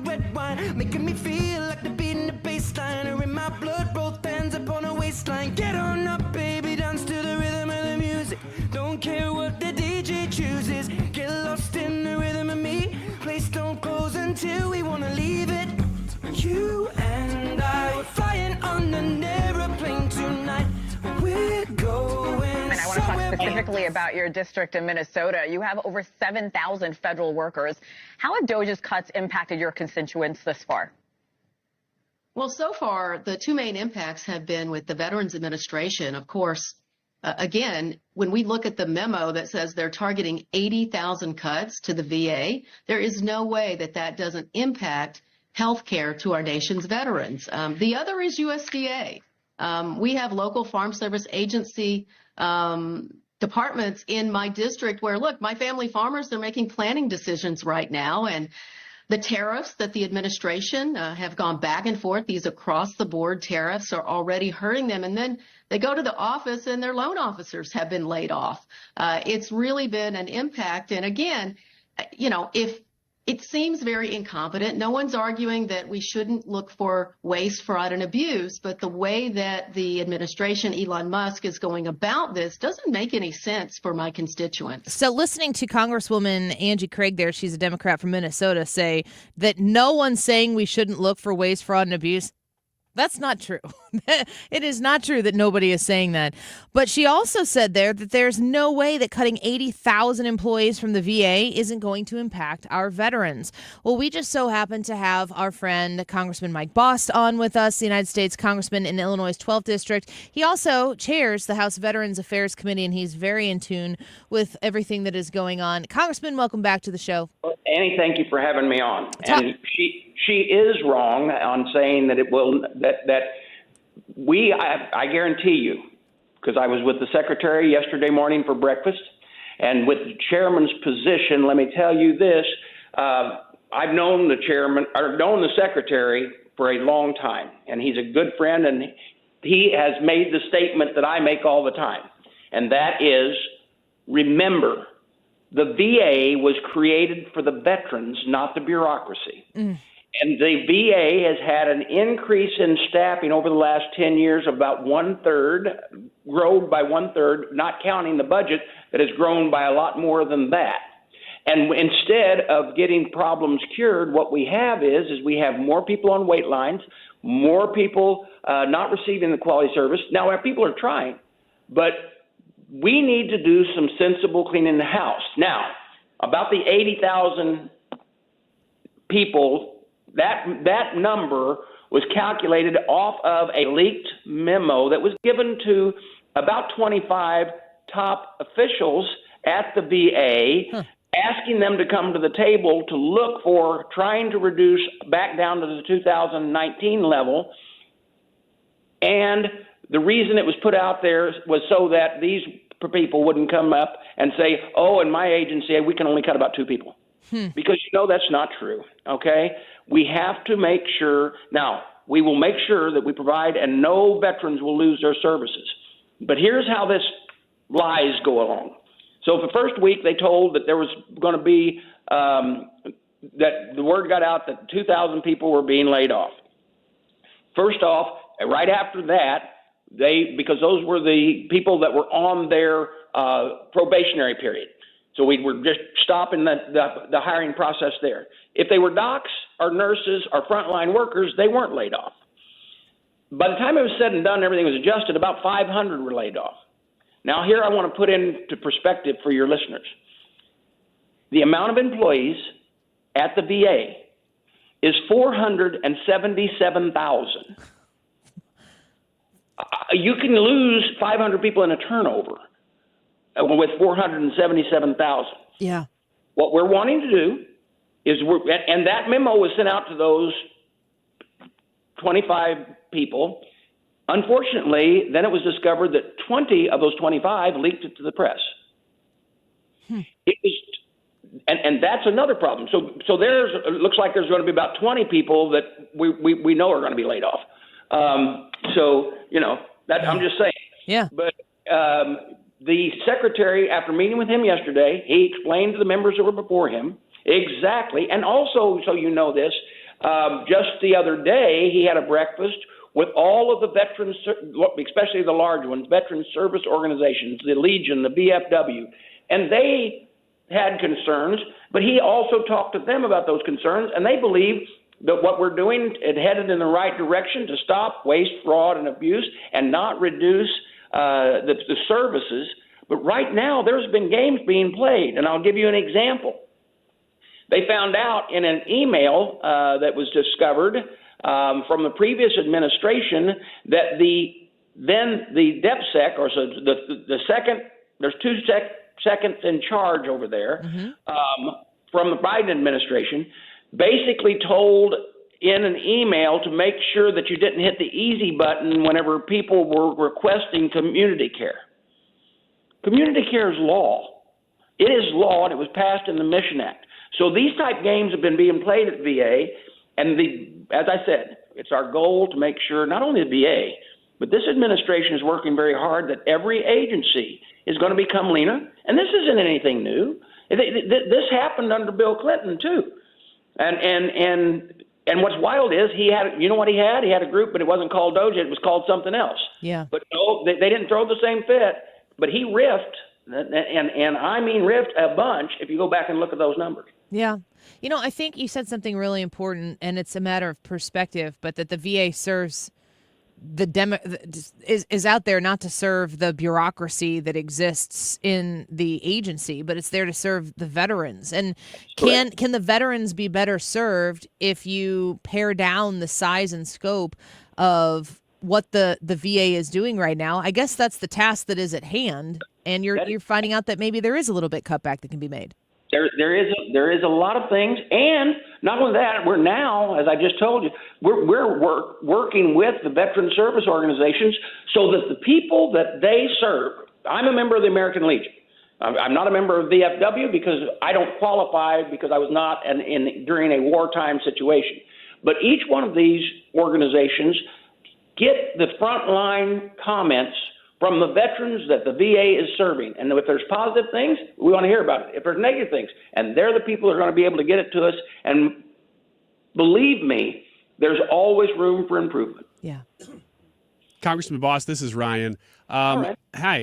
Is there more of an appetite right now for cutting than ever? Because I know that this is something, like we just said, previous administrations have talked about doing this. But now it's as if you have a little bit more license from the American people. Am I wrong? I think that is exactly what has taken place. The voters were very clear. They wanted the border kept under control. They wanted illegals, that criminals taken out of our country, returned to their home, country of origin. They are really wanting to downsize government. They want government to be efficient. They want to be energy independent, and they want to be they want our enemies to fear us and our allies to trust us. And all of these things are happening at rocket speed, I'm telling you. Yeah, rocket speed. No pun intended there when you're talking about Elon Musk. What do you make of the blowback? I don't know how well you know him. I don't know how many times you've been around him specifically, but what do you make of the man Elon Musk and what he's doing for his country in the midst of all of these other massive companies that he owns and are being under attack? Right. Let me say first off that he is an advisor, and even the woman you had on, the representative you had on a while ago, Angie Craig, giving way too much credit to Elon himself, because I guarantee you it is the secretaries and or Congress that is then following up by his suggestions, on reducing the spending. He is, and his people are identifying them. So know that but he's doing a good job of identifying. Just look at all he found in the U.S. aid. That was an agency that would tell the committees of oversight in Congress that they didn't have to tell them anything because they weren't established by Congress. This is the type of stuff that we're trying to get cleared up. And I'm going to tell you, you're going to see that we're going to reduce now, it'll be hard to pass it, but look, the Department of Education should go back to the states.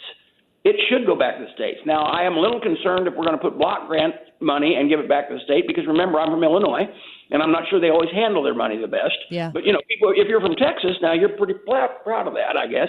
But education was always supposed to be handled by the states.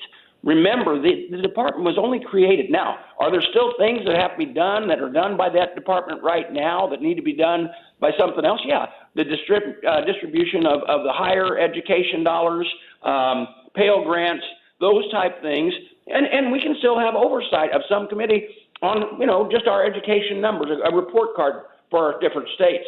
But it doesn't have to be this huge bureaucracy that exists over there today. Now, the question is, because it will take an act of Congress to shut it down, unfortunately, if we get it through the House with the Senate's 60-vote rule, can they get it out of the Senate?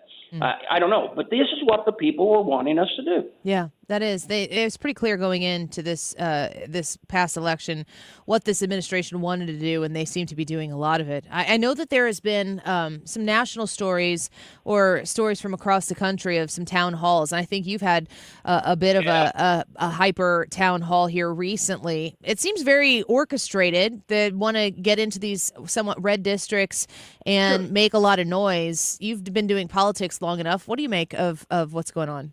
It's the same thing that happened in 2017 and during that time, the time of Trump's first time period, that's when the town halls really started going bad. And this is an organized group. It's really well organized at this time. Matter of fact, the 10 people who came in, the protesters that came in, where a meeting was supposed to be specifically about, and we directed it to dealing with the solar panels on prime farmland and to discuss that issue. There were people that maybe didn't agree with me, not the protesters, some other people who were, and they gave some really good input on making sure that the language says certain things to, protect smaller farms and things like that. But we couldn't get a lot of that done because of the protesters coming in. And then whenever they were thrown, then about 3 of them were actually thrown out for specific reasons. I had a group of, there were a group of high school girls that were FFA members, and one guy got real foul, and I told him he was done and he was going to leave, and then he cussed all the way out the door. But we find out that half of them weren't from my district anyway, and then they made a mistake of leaving an agenda sheet on what they were supposed to do when they left. Can I see that? I'd like to see that. Yeah, I can get it to you. Yeah, I'd like to see that. I understand people. If you were a big supporter of Kamala Harris, you're probably not loving the world right now. I understand that you could be frustrated, and you have an obligation to listen to your constituents, certainly Congressman Bost.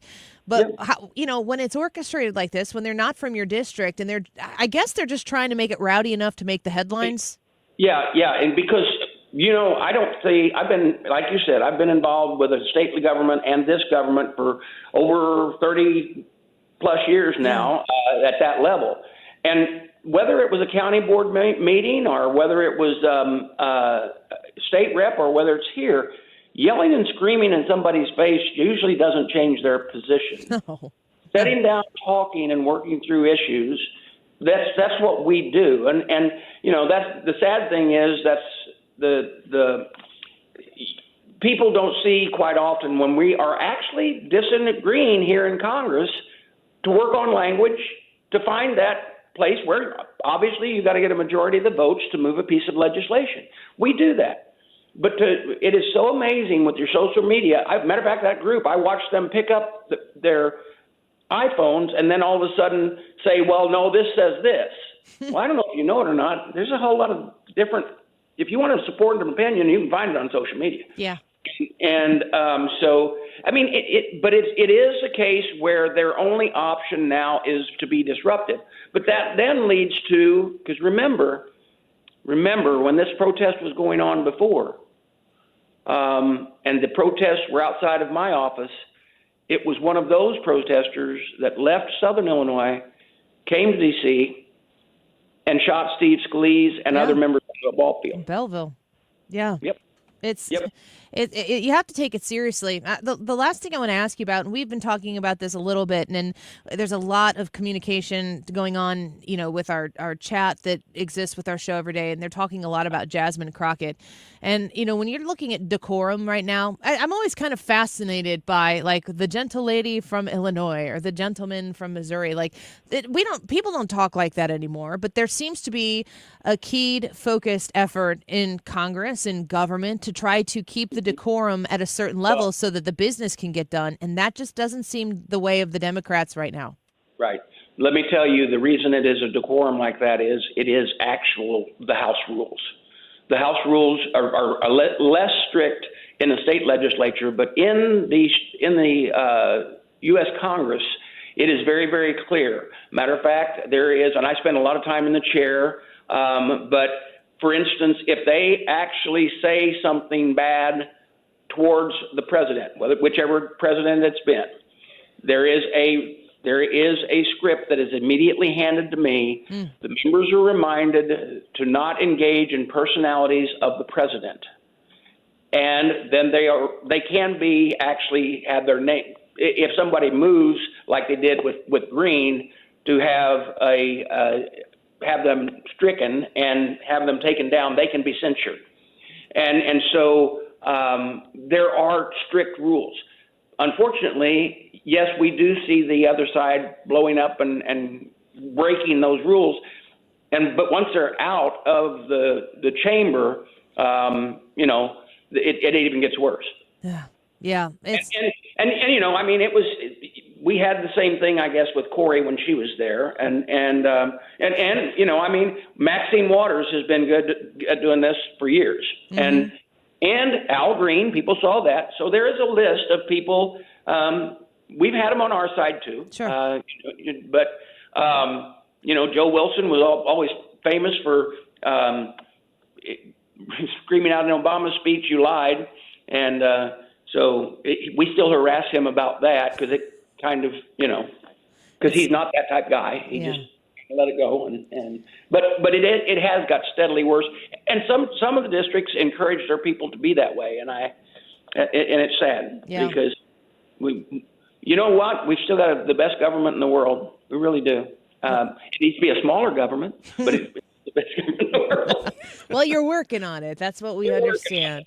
Congressman Bost, thank you. Like I said, if I can see that agenda, I'd just really like to do that. That'd be fun. Send it to me. Thank you for coming on with us today. We appreciate you. Thank you. Bye-bye. Congressman Bost, Illinois 12th District. Whoops. We've got the greatest government in the world. We just want to see it a little smaller. Yeah. Yes, we do. Quick break. When we come back, the YouTube live chat poll, haven't hammered this one too much today. Should Congress pass a law banning pharmaceutical commercials? Yes or no? This was going to be the poll question I had up in my mind yesterday, and then all the Signal stuff started to blow up. So we asked the Signal question yesterday. So I'm putting this one out here today. You can't watch, I don't know if, is it across all types of entertainment? You cannot avoid it. I mean, it's definitely everywhere. A huge thing in news. So let's talk about that when we come back. What if it caused, corporate media to just go kaput? Does it change your mind? Let us know what you think on the Annie Fry YouTube channel. Should Congress pass a law banning pharmaceutical commercials? Yes or no? We'll be right back. Let's pretend we're dancing in the street in Barcelona. You're listening to The Annie Fry Show. The Annie Fry Show is streaming online. Watch us live on YouTube and subscribe.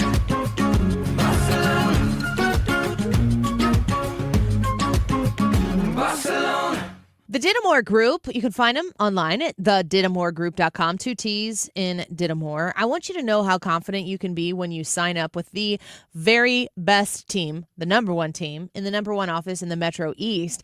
When you work with Tammy Dittamore and her staff and you work with her, she's got this amazing team. They are experts. I follow them on social media, and they are buying and selling, helping people buy and helping people sell homes of all different shapes and sizes. You want the Dittamore Group to help lead you through this real estate transaction. You can call them directly at 618-531-4652, 618-531-4652, or visit them online at thedittamoregroup.com and take on all of their knowledge, all of their experience that they have of the market. They have great anticipation of what the market is going to do, and they're able to really guide you through helping you answer questions that you might have about communities you might look to be buying in. They've got it all, and they are there to work hard and hustle for you. TheDittamoreGroup.com. I'm John Morgan of Morgan & Morgan. A question I get all the time is, how did we become the largest injury firm in the world? We have over 1,000 lawyers in all 50 states and close to 6,000 coworkers. Our call center is on duty 24/7. You can reach us at any time at forthepeople.com. But the real reason is we won a lot. When you visit our website, go to our verdicts and settlements. There you will see what our clients were offered and what they were awarded at trial. All those verdicts help us resolve many cases fairly and early. You see, nothing beats reputation. The insurance industry knows who we are. We even have insurance adjusters call us for representation because they know too. We've made it easy. On your mobile device or computer, go to forthepeople.com and we will get busy. It's that easy. Call today. Morgan & Morgan, for the people.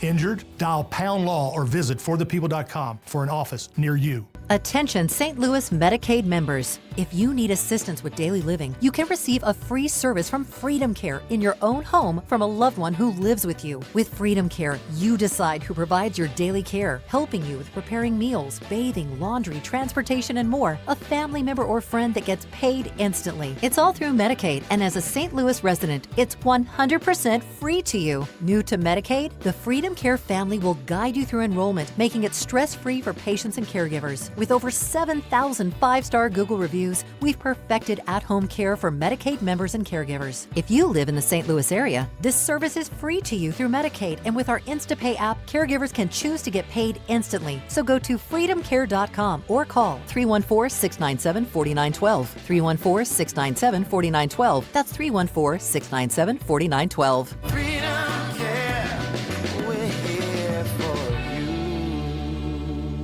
This station is now conducting a test of the emergency alert system. This is only a test.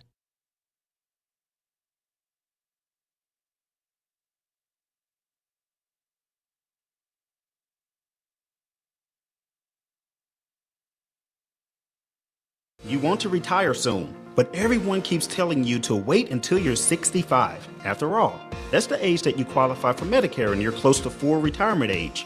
I'm Marvin Mitchell, president of Compass Retirement Solutions.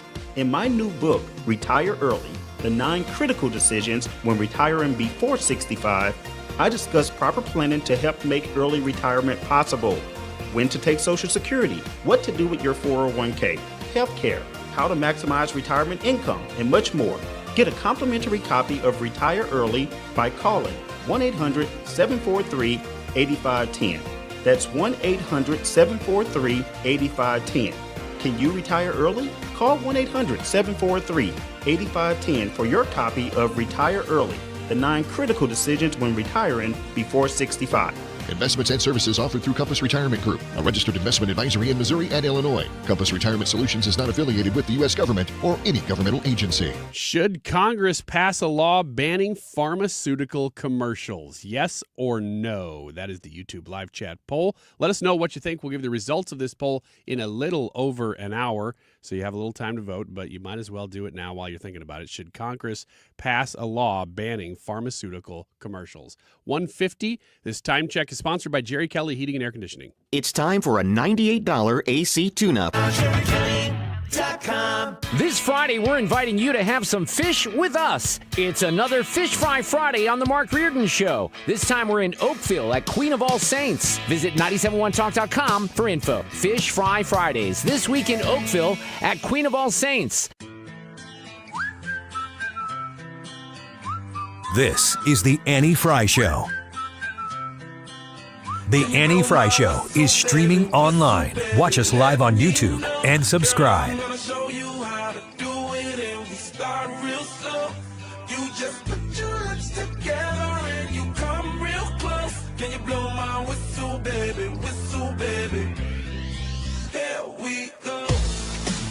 Well, Brian just gave us the YouTube poll for today. Should Congress pass a law banning pharmaceutical commercials? This is definitely something that's being proposed by RFK Jr. He doesn't believe that you should be able to watch TV and have a commercial suggest to you what a pharmaceutical company thinks that maybe if you have said symptom, you should ask your doctor to write you a script for. When I have it seems like they've gotten more out of control over the course of years. Did you see the SNL bit with Shane Gillis for the prescription couple of beers? Yeah, it was great. It was so funny. Yeah. And basically it was like listing off symptoms that you might have. Like, I don't know, like, I can't remember what they were, but he was just basically saying, maybe you need a couple of beers. Yeah, it was criticizing your kid at the plate while he's taking a couple swings at the batting yeah, cage or getting made fun of at the water cooler. Yeah. Or, a lack of interest from your spouse at home or whatever. Yeah. Yeah. And after a couple of beers, he walks up to the water cooler and he's the man. He's like DePants is the guy. Yeah. And they're like, oh, man. What's up, Cheryl? You're looking pretty good. The end of it, yeah, exactly. Beers. The end of it, he's like, and if that doesn't help, maybe you need a bump of... A bump. A little bump. Yeah. A little bump, that's right. Yeah, basically cocaine. But it's a mockery of what we see every day. We've got commercials on right now, and I haven't seen one yet for for something that is pharmaceutical, so to speak. It's a lot of supplements. And I don't know if supplements are different. They are. I mean, I would think they're not. Well, sometimes they're like, it's always like not FDA approved. Right. But it's just different to me in my mind. To go to your doctor and say, I've been experiencing some lethargy and my mood is off. I think you should write me this prescription. I need a little bump. The doctor's like, I got just the thing. You know that wasn't real, right? I think I don't really know how to say that they should exist. They don't need to exist. I can't tell you how many times. Well, I can't tell you how many times, but the frustration that I've had when I was pregnant, because I was just awfully nauseous, vomiting by the fourth kid every morning and every evening. It just was a part of the day. The sun came up, I was throwing up. The sun went down, I was throwing up. If I was hungry, I was throwing up. If I got cold, I would throw up. And there was a prescription that really helped me. And I tried a whole bunch of things. There were different, Zofran is one of them that you can try. It didn't help me. It made me super, super sleepy. I was sleepy already. They want you to try basically like whatever's in Benadryl along with a combination with something else. There were 3 different things that they wanted me to try before I could take this. Diclegis was the name of the medicine that actually made me livable. Like I could go to work because I took this stuff. And it wasn't available until I had Evelyn, who is my third. And then come the fourth child, I'm having the exact same experiences again. And my doctor's like, here, this is what worked for you last time. Just take this. And the insurance company said, no, you've got to try all of these things before we approve that. And I'm like, I need it. I know it works. That's common. I don't want to go through steps A, B, and C when I know I need step D because I've already done this and I already know what works and I know what doesn't work. Please, I need relief now. My doctor is saying, I know her. This is what she needs. Please make sure that you take care of her. And the insurance company's like, nope. Yeah, we're the insurance company. We're your doctor now. That's basically what they're saying when they do that. That makes me so mad. It's infuriating. Yes. And so you put the insurance companies in the process of your health care. And of course you have television here's Tremfya. Is that Trem? No, that's Tremfya glucem. Please. That's the official Latin name. Please go ask your doctor for that. Name. Yeah. Please go ask your doctor for that, and then take whatever he gives you. I'll just use the official name, not the popular name, Tremfya. I mean, it's because I don't care whether it's the brand. Isn't it outrageous though? I mean, how many things factor in to your health care that have nothing to do with your body? No. That machine is so big. I'm so glad somebody's even willing to take it on. You have cystic fibrosis, Yeah. Brad. You've got heart condition. Yeah. You've had multiple heart attacks. So my experience in the medical field, outside of a couple of emergency surgeries for like an appendectomy and something else, it's pretty minimal. I don't have outside of pregnancy medical anything. You guys deal with this on a regular basis. Do you see that in what you have to deal with regularly with CF? Well, CF is odd because it's so specific and affects such a small portion of people that when the doctor says this is what he needs, the insurance goes, okay, because they don't have a lot of ability to jockey with you. Yeah. There's not a lot of drugs for it. You have it and that's it. But yes, I mean, having to deal with insurance constantly. I mean, it's almost a part-time job. They make me crazy. They drive me crazy.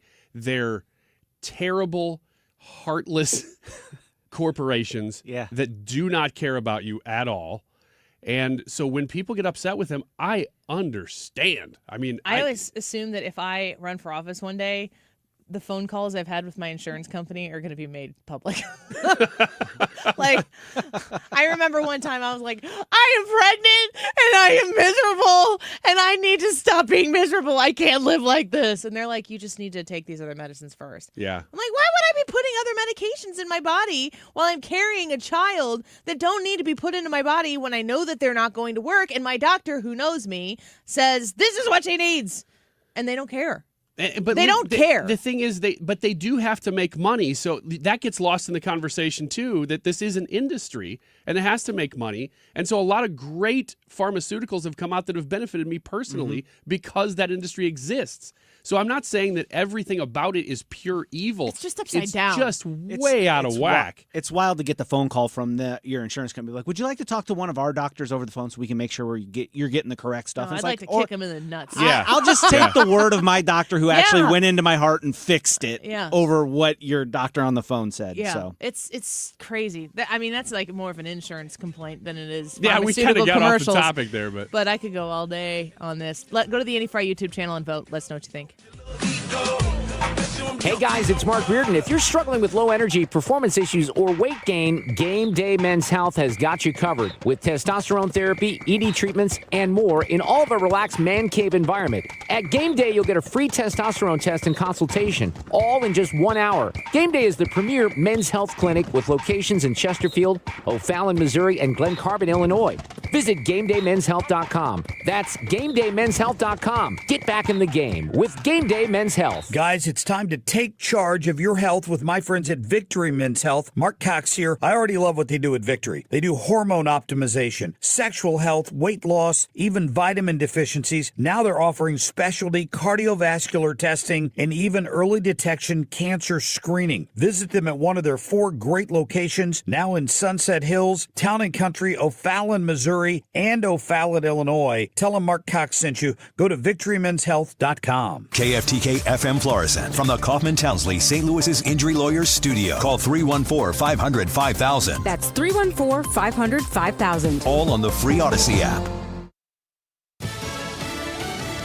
The U.S. Defense Chief defends himself. On Lisa Brady, Fox News. Secretary Pete Hegseth just telling reporters nobody's texting war plans. He says no locations, sources, methods, or classified material were shared in a group chat that mistakenly included a journalist. Also noting that the Atlantic's headline today called them attack plans instead of war plans. Team update is to provide updates in real time. General updates in real time. Keep everybody informed. That's what I did. He spoke in Hawaii on his way to more meetings in the Indo-Pacific region. Back in Washington, the real story here is the overwhelming success of President Trump's decisive military action against Houthi terrorists. White House spokeswoman Caroline Leavitt as the FBI, CIA, and intelligence directors faced a second day of pushback on Capitol Hill. This is classified information. It's a weapon system as well as sequence of strikes. Illinois Democratic Congressman Raja Krishnamurthy said the defense chief should resign during a House hearing on worldwide threats. The head of NATO says 4 U.S. soldiers who went missing while training in Lithuania are dead. NATO Secretary General Mark Rutte said the details of the deaths are right now unclear, but an American official indicates some tactical training accident may have occurred. Reports out of Lithuania say the soldiers were reported missing Tuesday during exercises at a training ground near Lithuania's border with Belarus, a Russian ally. Secretary General Rutte said of the news that his thoughts are with the U.S. and the soldiers' families. Fox's Gernal Scott, there has been no confirmation from U.S. military officials other than the report of a training accident from one U.S. official. America is listening to Fox News. If you're living with dry age-related macular degeneration or dry AMD, you may be at risk for developing geographic atrophy or GA. GA can be unpredictable and progress rapidly, leading to irreversible vision loss. Now there's something you can do to slow it down and get it going slower. Izervay is proven to slow GA progression. Izervay gets GA GA going slower. Izervay or avacincaptad Pagel is a prescription eye injection used to treat GA. Don't take it if you have an infection or active swelling in or around your eye. Izervay can cause eye infection, retinal detachment, or increased risk of wet AMD. Izervay may temporarily increase eye pressure. Your vision may be impaired after an eye injection or exam. Don't delay. Ask your doctor about Izervay today. Izervay gets GA going slower. Visit Izervay.com. That's IZERVAY.com. Air Comfort Service, heating, cooling, and insulation. Weather. A pretty nice afternoon of weather across St. Louis on this Wednesday. Sunshine in control, the high 66. Tonight, clouds slowly take over. The evening's quite enjoyable. 45 for the overnight low. Thursday, partly sunny, breezy. For opening day, unsettled skies with some scattered showers, maybe a thunder shower around. 72 on Thursday, a pop to 80 on Friday. This is 97.1 FM Talk. Chief Meteorologist Dave Murray. Michael's Flooring Outlet online at igotfloored.com. I want to encourage you to give the website a look before you go in the store to actually touch, feel, and experience the flooring that they have there at Michael's Flooring Outlet, because they have so much. They're so able to accommodate what your needs are when it comes to making a flooring purchase, that if you have an idea of what you're looking for, you can save yourself some time. And then you can go in with some pointed conversation, some pointed comments, questions that you have about the products you're looking, because they have the best sales staff in the business. They know how to help you make a purchase that you're very happy about, that you're going to be bragging about. Michael's Flooring Outlet has the name brands that you love. They have the name brands that are top quality. They have great value, great prices on these brands, like the Smart Strand Mohawk Silk. You can check out the Revwood Select and Plus lines of flooring at Michael's Flooring Outlet as well. At any of their 3 locations here in St. Louis, owned and operated by a family for over 30 years. Online at igotfloored.com. This is attorney Todd Nissenholt of Kaufman Townsley. We've won the trust of thousands of clients who are victims of careless drivers. We have the team, the talent, and the tenacity to get you the money you deserve. Call 314-500-5000. That's 314-500-5000. Hi, it's Mark Cox. If you're thinking about selling your home, I know you have a ton of questions. Fact is, selling your home in this real estate market isn't as easy as it used to be. Just look at the headlines. One small mistake can cost you thousands. So before you sell, take a few minutes and get to know Gloria Liu with Your Home Sold Guaranteed Realty, just like I have. She is St. Louis real estate expert. I've been telling you about Gloria for over 5 years now. She has written guarantees that'll give you certainty and the most money in today's uncertain market. And you're always in the driver's seat. You know exactly how much you'll make on the sale of your home from the very start. That's because Gloria will guarantee upfront and in writing to sell your home at your agreed upon price, or Gloria will buy it. Take it from me. Call Gloria today at 314-325-6888 or visit GloriaHasTheBuyers.com. Again, that's GloriaHasTheBuyers.com. Gloria and seller must agree on price and possession date. Are you looking for an easy way to get a daily detox? Active Liver is available in both the delicious gummy or tablet. You can find Active Liver in the vitamin aisle of your local CVS or online at Amazon or NewNordicUSA.com. Let's show our appreciation for local heroes. Mark Cox here. Nominate a first responder and their department could get lunch from Grill Master Tony's. I'll personally deliver it. Share their story at 971talk.com. Nominate them today.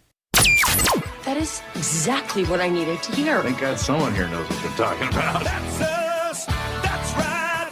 Gotta love this American ride. All right, you need to take the time and get the full picture. Come on, turn the radio on. It's Saturday and I won't be long. Don't get me wrong, I love the ladies. I mean, they rev my engine, but they don't belong in the newsroom. It is Anchor Man, not Anchor Lady.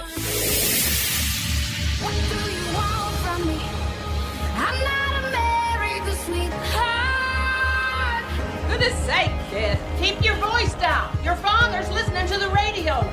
I'm not America's sweetheart. This is the Annie Fry Show.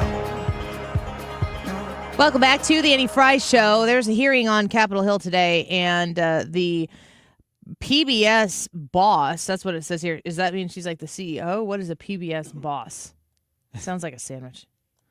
Yeah, or mafia boss? title. Director. Director? Maybe. Isn't PBS public? Yeah, semi. That's the point. Yeah. So her name's Paula Kerger, and she was testifying, and this is what she had to say about PBS. There's nothing more American than PBS. As a membership organization, our local service is at the heart of our work. Our job at PBS is to support our stations so that local stations can serve their communities. We've been proudly fulfilling our mission for nearly 60 years using the public airwaves and other technologies to help educate, engage, and inspire the American people. That mission is our guide star and remains just as important today as when the Public Broadcasting Act was signed into law in 1967. So there's nothing. Can you think of anything more American, Ryan, than PBS? Chevy, apple pie, baseball, the sound of a eagle. That wasn't an eagle. A diner. A diner with French like fries. clanking plates French fries, and yeah. coffee. Yeah. We're just gonna do this for the rest of the show. there's just German chocolate cake. There's just a few things. I was starting to go there. French things that are fries. not terribly American are probably still more American than public broadcasting, which is very European and Canadian. It's kind of a bold statement. Tractors. Tractors? Yep. Okay. He's just horticulture. Guys, he's just reading things off the commercials playing on the TVs in here.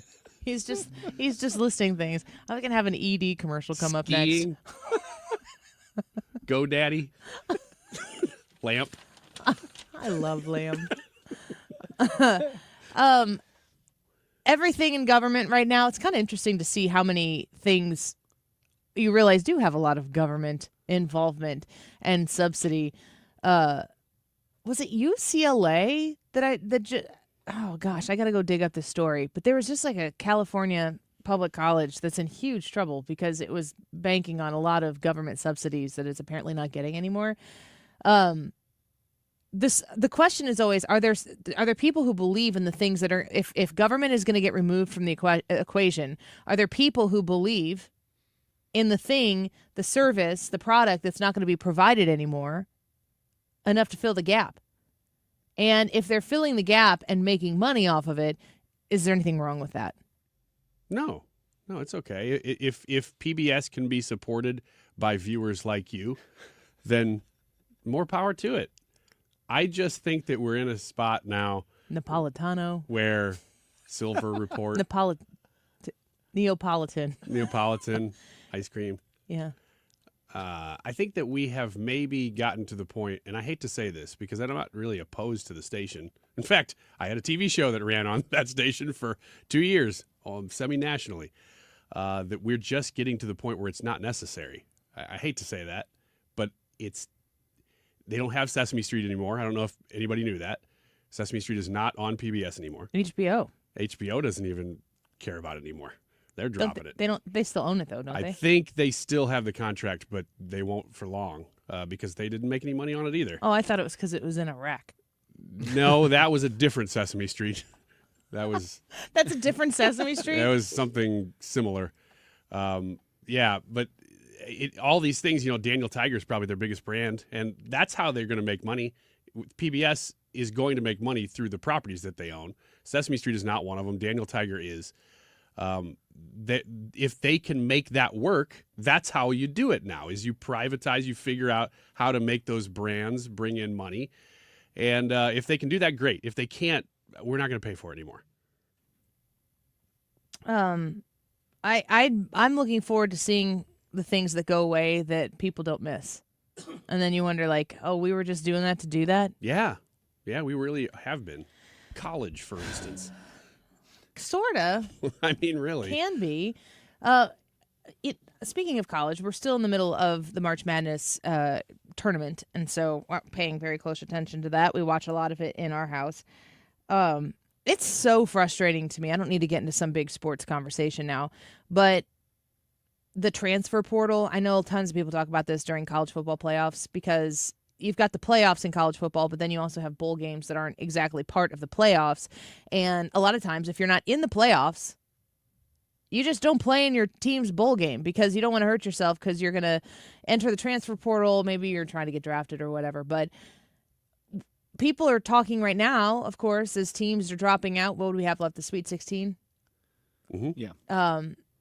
You've got 16 teams left. So everybody else that's not very many teams of all the universities, 64 to start. Well, 68, I guess. That they have no commitment to the school anymore because they can make big money. Like, I don't really blame them for choosing to transfer to a school if they're like, here's $4 million. Here's life-changing money for you to go play at this maybe lower tier school or whatever. I struggle with it. There are several athletes who have done that, and then the basketball just isn't what they expect it to be, and they've got this pile of money, and I think they're kind of having an existential question of, why did I do this? Is this the right thing to do? I don't know that it's not the right thing to do if you have that much money offered at you. Like, playing for the name on the front of the jersey for maybe a scholarship versus playing for millions of dollars. I just feel like societally, there are so few places where the sum is like the whole, the entity that you participate in, where that's ever something more important than just yourself. And I know our Democrat friends are like, so you're communist? And it's like, no, that's not what I'm saying here. But there just aren't very many instances any longer where people commit to something bigger than themselves. And you've got to protect and prioritize your time, and it's a you thing. I think a lot of the feminist push to women to like have careers in their 20s and 30s, and you can have children later on in life. I see these stories all the time about women who are in their mid-30s, or read articles or read Reddit threads about women who are in their mid-30s, and they haven't found a man that they want to start a family with. And now they're like trying to find a man just so they can start a family. And it's just so upside down. It's like we had a rubric of, this is traditionally how life can be laid out. It's a good plan. There's nothing wrong with this plan. You want to deviate from it, that's fine. But everything very politically has been pushed to a way to turn over everything we know from our traditional way of living.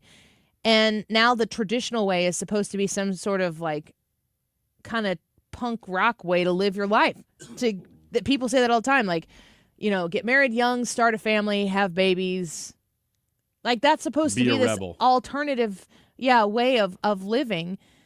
And it doesn't shock me that the way we raise children today, it's like every kid has their own spotlight all the time.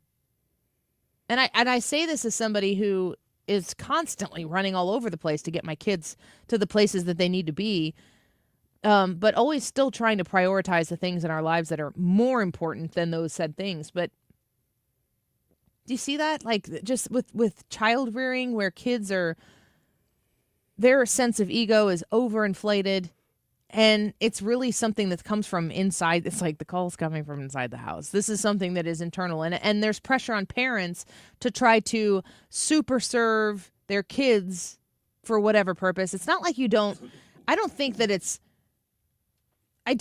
something where parents don't want their kids to be sad, or that they're spoiling their kids so that they have everything they want.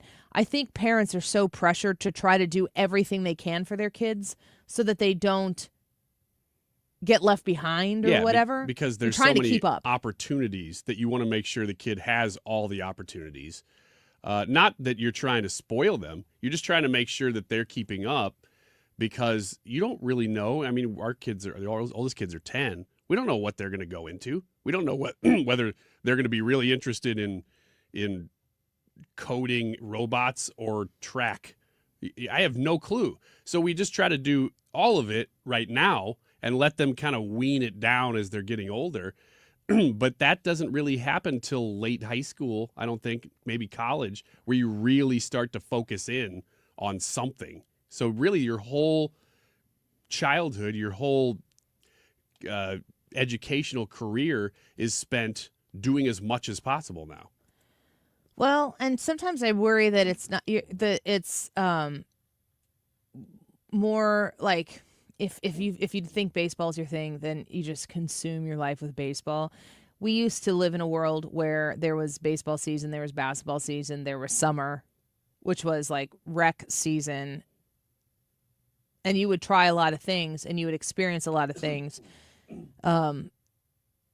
It's a real challenge, I think, for parents to compete in this environment and to also push back on the need to compete with what everybody else is doing. If you see talent in your kid, you want to like squeeze every drop of talent out of your kid while you can. And it's like you might squeeze out all their interest also. Yeah, well, and that way of going about it where the hyper focus instead of the broad focus, which I was talking about, is a thing too. But it's still the same. It still consumes all your time because you're trying to, and I think we've abandoned that because we realize, I look at a field of kids and I go, how many of these kids are going to end up playing professional whatever, soccer, baseball, whatever?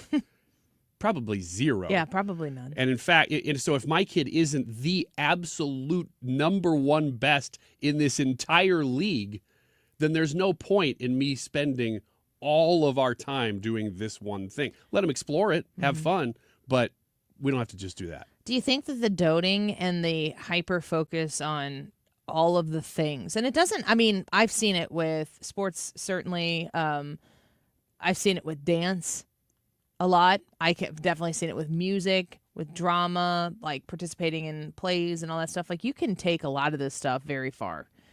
Horseback riding, those types of things. You can go super far. And the truth is that the people who do make it to the bigs in whatever it is, they probably spent their childhood doing that. Yeah, now it is. Yeah, it's not like the people who are professional whatevers anymore. I didn't pick it up till I was 22. Yeah, it's not like watching Hoosiers. No, and so you didn't even have a basketball that could bounce. So you do have to weigh that, but to your point, like if you're at a huge soccer tournament and you see all these kids playing soccer, like how many of these kids are even going to be playing their senior year of high school? Yeah.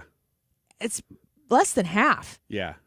And a lot of parents will justify it by saying, well, but if we can get a college scholarship, which is in reach sometimes, not for many, but for some. But after they've done the calculations of how much you spend on doing all of the sports and all of the stuff and all the equipment that you have to pay, they've calculated that, well, you actually just spent the same amount, if not more, getting to the scholarship. Yeah, I told that story a while ago of being at the Retirement Advisory Group seminar with Bob and Tammy Kershaw and Thomas Helbig, and just talking to people. And it's ironic because last night when I was at the seminar, I had Game Changer up and I was watching Charlie's game last night. And this was a few years ago. And I talked to this family who had daughters who played softball, and they went all over the place, traveled all over the place. I think they ended up sending their kids. I think they ended up playing softball at Truman State. And like after 1 year, I might be getting the story a little bit wrong. After 1 year, they're like, I just don't want to do this anymore. And it was like, wow, we invested a ton of money in getting you to the place where you could do this. But also, this is what stabs my heart. So much time. Precious time. That's why I've pulled back from it a little bit. I'm waiting for, if my kids came up to me like, I really want to play the XYZ club sport or select or whatever, I would look into it for them. But until it's like, Mom, please, can I please do this? And I could find the right club, the right experience for them. I just don't know that I have professional athletes that I'm raising. Yeah. I kind of do know, but I don't want to say that publicly. Money aside, though, the time thing is the most important. You only have so much time with your kids. They only have so much time before they're not kids. I constantly am asking the question when we're going to soccer, when we're going to play, practice, whatever it is with all three of them. Are they enjoying it? If they are, great. Am I enjoying it? If I am, great. Right now matters. Yeah. Not just future. Are we having a good time doing this? We're running all over the place every single night till 9 o'clock. Mm-hmm. But are we enjoying it? If the answer is yes, great. And we are. And I harken back to our childhood. I mean, good grief, how much time did your parents spend doting on you and driving you around to 8 million different things? I mean, yeah, our parents took us where we needed to go, but there was not as much a focus on us growing up in the 90s, 80s, 90s, and the 2000s as parents focus on their kids now. No. Things change, things move. It's a very different thing. And I wonder if that hyper focus and that attention, I mean, seriously, if you look at the Jasmine Crockett's of the world and you see how someone like her, and listen, the Republicans have them too. We've had Marjorie Taylor Greene on this show, and she's not my style. I'm not like, I wish we had 435 Marjorie Taylor Greenes. I understand why she's there, and her constituents love her, and that's what matters. But the bombastic, in-your-face way of presenting your representation and what we've seen from Jasmine Crockett lately, just very boldly insulting people, using profane language, and saying some really ironically discriminatory things. I just wonder if our culture has set up people to think like, this is what you do. This is how it goes. Let's talk about it when we come back. The YouTube live chat poll for today: should Congress pass a law banning pharmaceutical commercials? Yes or no? Annie Fry YouTube channel, youtube.com/@AnnieFry, F-R-E-Y. Go vote. Let us know what you think. We've got some comments coming in on the topic as well. Jackie said yes, and stat, the U.S. and New Zealand need to ban pharmaceutical commercials. Network television will lose a lot of funding. That's the interesting part of this. How many of these networks would go kaput if they didn't have the backing of the Pfizers of the world?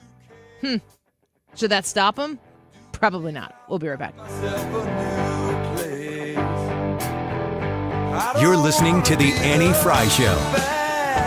Find the podcast, on-demand audio, and more at 971talk.com/Annie.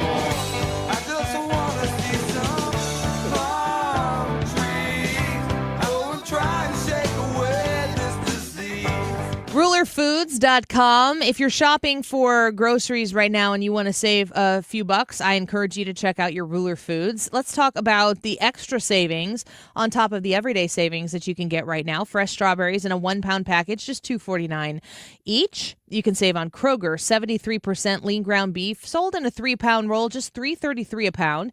Save on Kroger shredded or bar cheese, 8-ounce packages, 2 for $3. I feel like we could never have enough cheese in our house. Cheese is just flying out the refrigerator like crazy with 4 kids. It's a great way for us to save. Kroger potato chips or pretzels, 2 for $3. And those Jack's pizzas on sale again, 2 for $6. So if you're looking to save on any of these items, you can save a little extra right now at Ruler Foods. You can also get those savings delivered directly to your door by going on to rulerfoods.com. You find the place where you can pop in your zip code there, and you can find the Ruler Foods located in both sides of the river. All online at rulerfoods.com.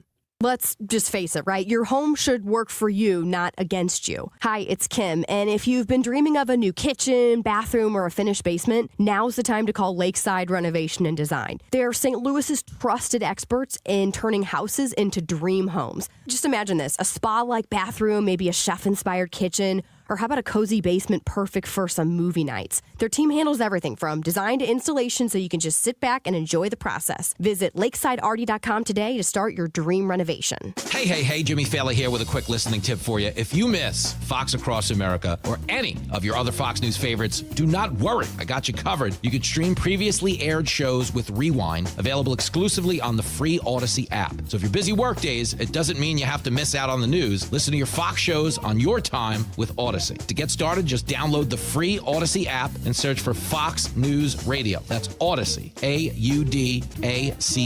I'm spelling it out in case you're a little slow like me. Why do the national tax resolution firms need the tiny fine print at the bottom of all their TV ads? Hi, this is Lance Story with the Lance Story Law Firm. You don't hear fast-talking disclaimers in our ads because the claims we make are 100% transparent. The Lance Story Law Firm primarily focuses on one thing, IRS problems. and we're regulated by the Bar Association, and we have a AAA rating with the Better Business Bureau. IRS issues are serious legal issues. The Lance Story Law Firm has helped thousands of clients navigate the best resolution plans, and we tell you up front exactly how much it'll cost. Tax resolution law is all we do. So before you send money to some out-of-town, high-pressure salesperson, give us a call at the Lance Story Law Firm, located right here in St. Louis. Call today to schedule your free consultation with me, 314-260-6120, or visit lance.drurylaw.com. The choice of a lawyer is an important decision and should not be based solely upon advertisements. It's Mark Reardon from my friends at Zero Res, and I want you to beat the spring cleaning rush with big savings and priority booking by calling my cleaning heroes at Zero Res. They were just in my home recently. The carpets are nice and clean. You can feel the difference in the home, and you too can step into a fresher, cleaner home this spring with Zero Res. Let's face it, spring is time for a renewal. Let Zero Res help you refresh your home with clean carpets, fresh floors, and improved air quality. Let's do the air ducts, right? Because your air ducts are like the lungs of your home. If they're dirty, your indoor air quality suffers. So here's the deal for the month of April with Zero Res when you mention my name or 97.1 FM Talk. 3 rooms starting at $119. You could take $75 off your air duct cleaning. Right now, call Zero Res. Book it today, 314-474-2020. Ask for the 97.1 FM Talk special or mention my name. 3 rooms starting at $119, $75 off the air duct cleaning package. You spell it backward or forward, it spells the same. Zero Res. If you've tried and failed every ED treatment, there's another fix that could work for you. It's same-day surgery, it's minimally invasive, and is performed by South County urological physicians.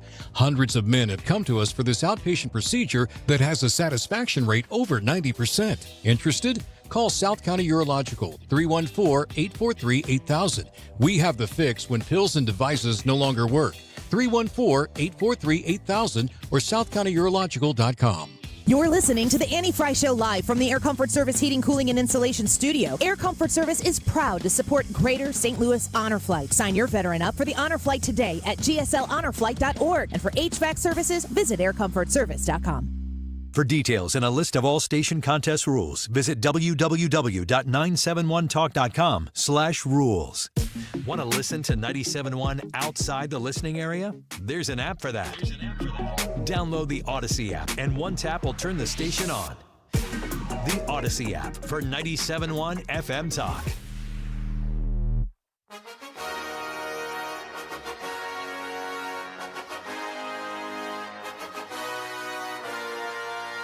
This is the Annie Fry Show. The Annie Fry Show is streaming online. Watch us live on YouTube and subscribe.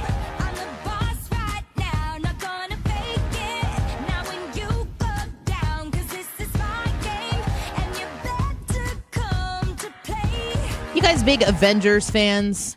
Marvel? I think Brad probably is more than I am. I like it. Have you watched the whole Infinity Saga? Oh, for sure. Yes.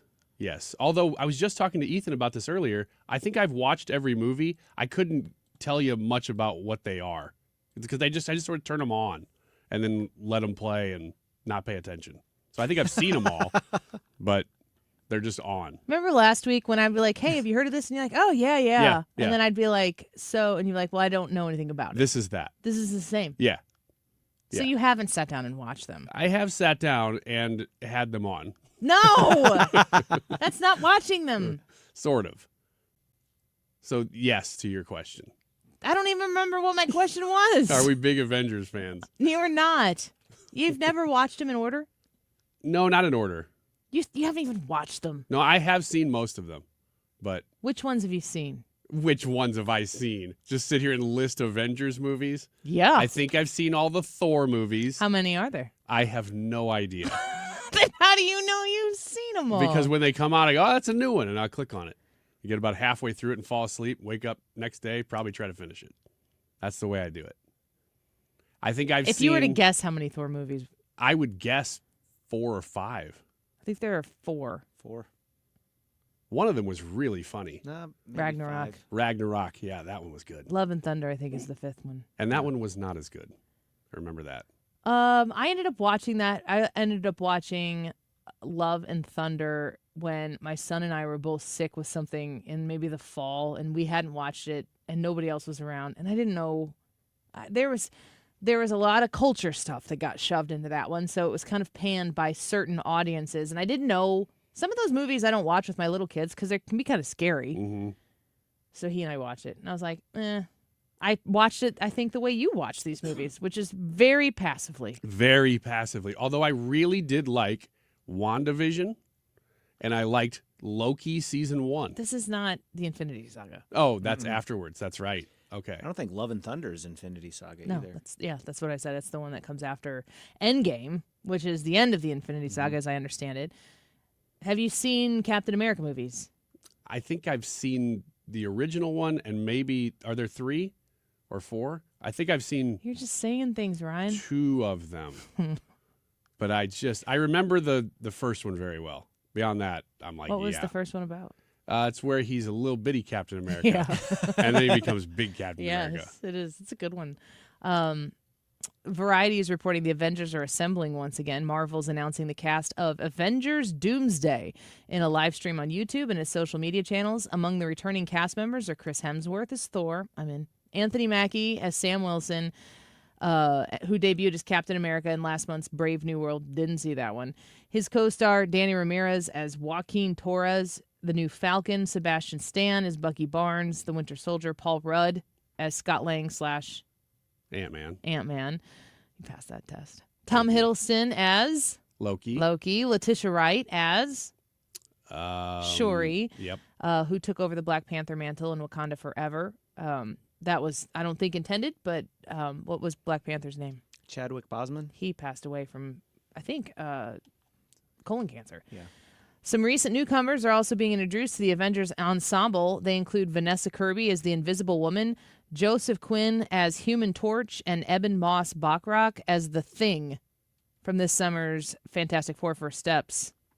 Some other names that are included in this, the mutant cast will include Patrick Stewart, whose Professor Charles Xavier was killed off in both Logan and Doctor Strange in the Multiverse of Madness, but appears to be back. Ian McKellen, who was seen as Magneto in X-Men Days of Future Past, and Kelsey Grammer as Beast. Who? What? Yeah, he's back. Brad's scooping me here. What has he been in? Kelsey Grammer? Yeah.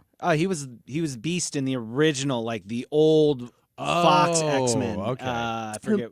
It says Kelsey Grammer as Beast, who made a cameo in the post-credit scene of The Marvels, and Alan Cumming as Nightcrawler from X2.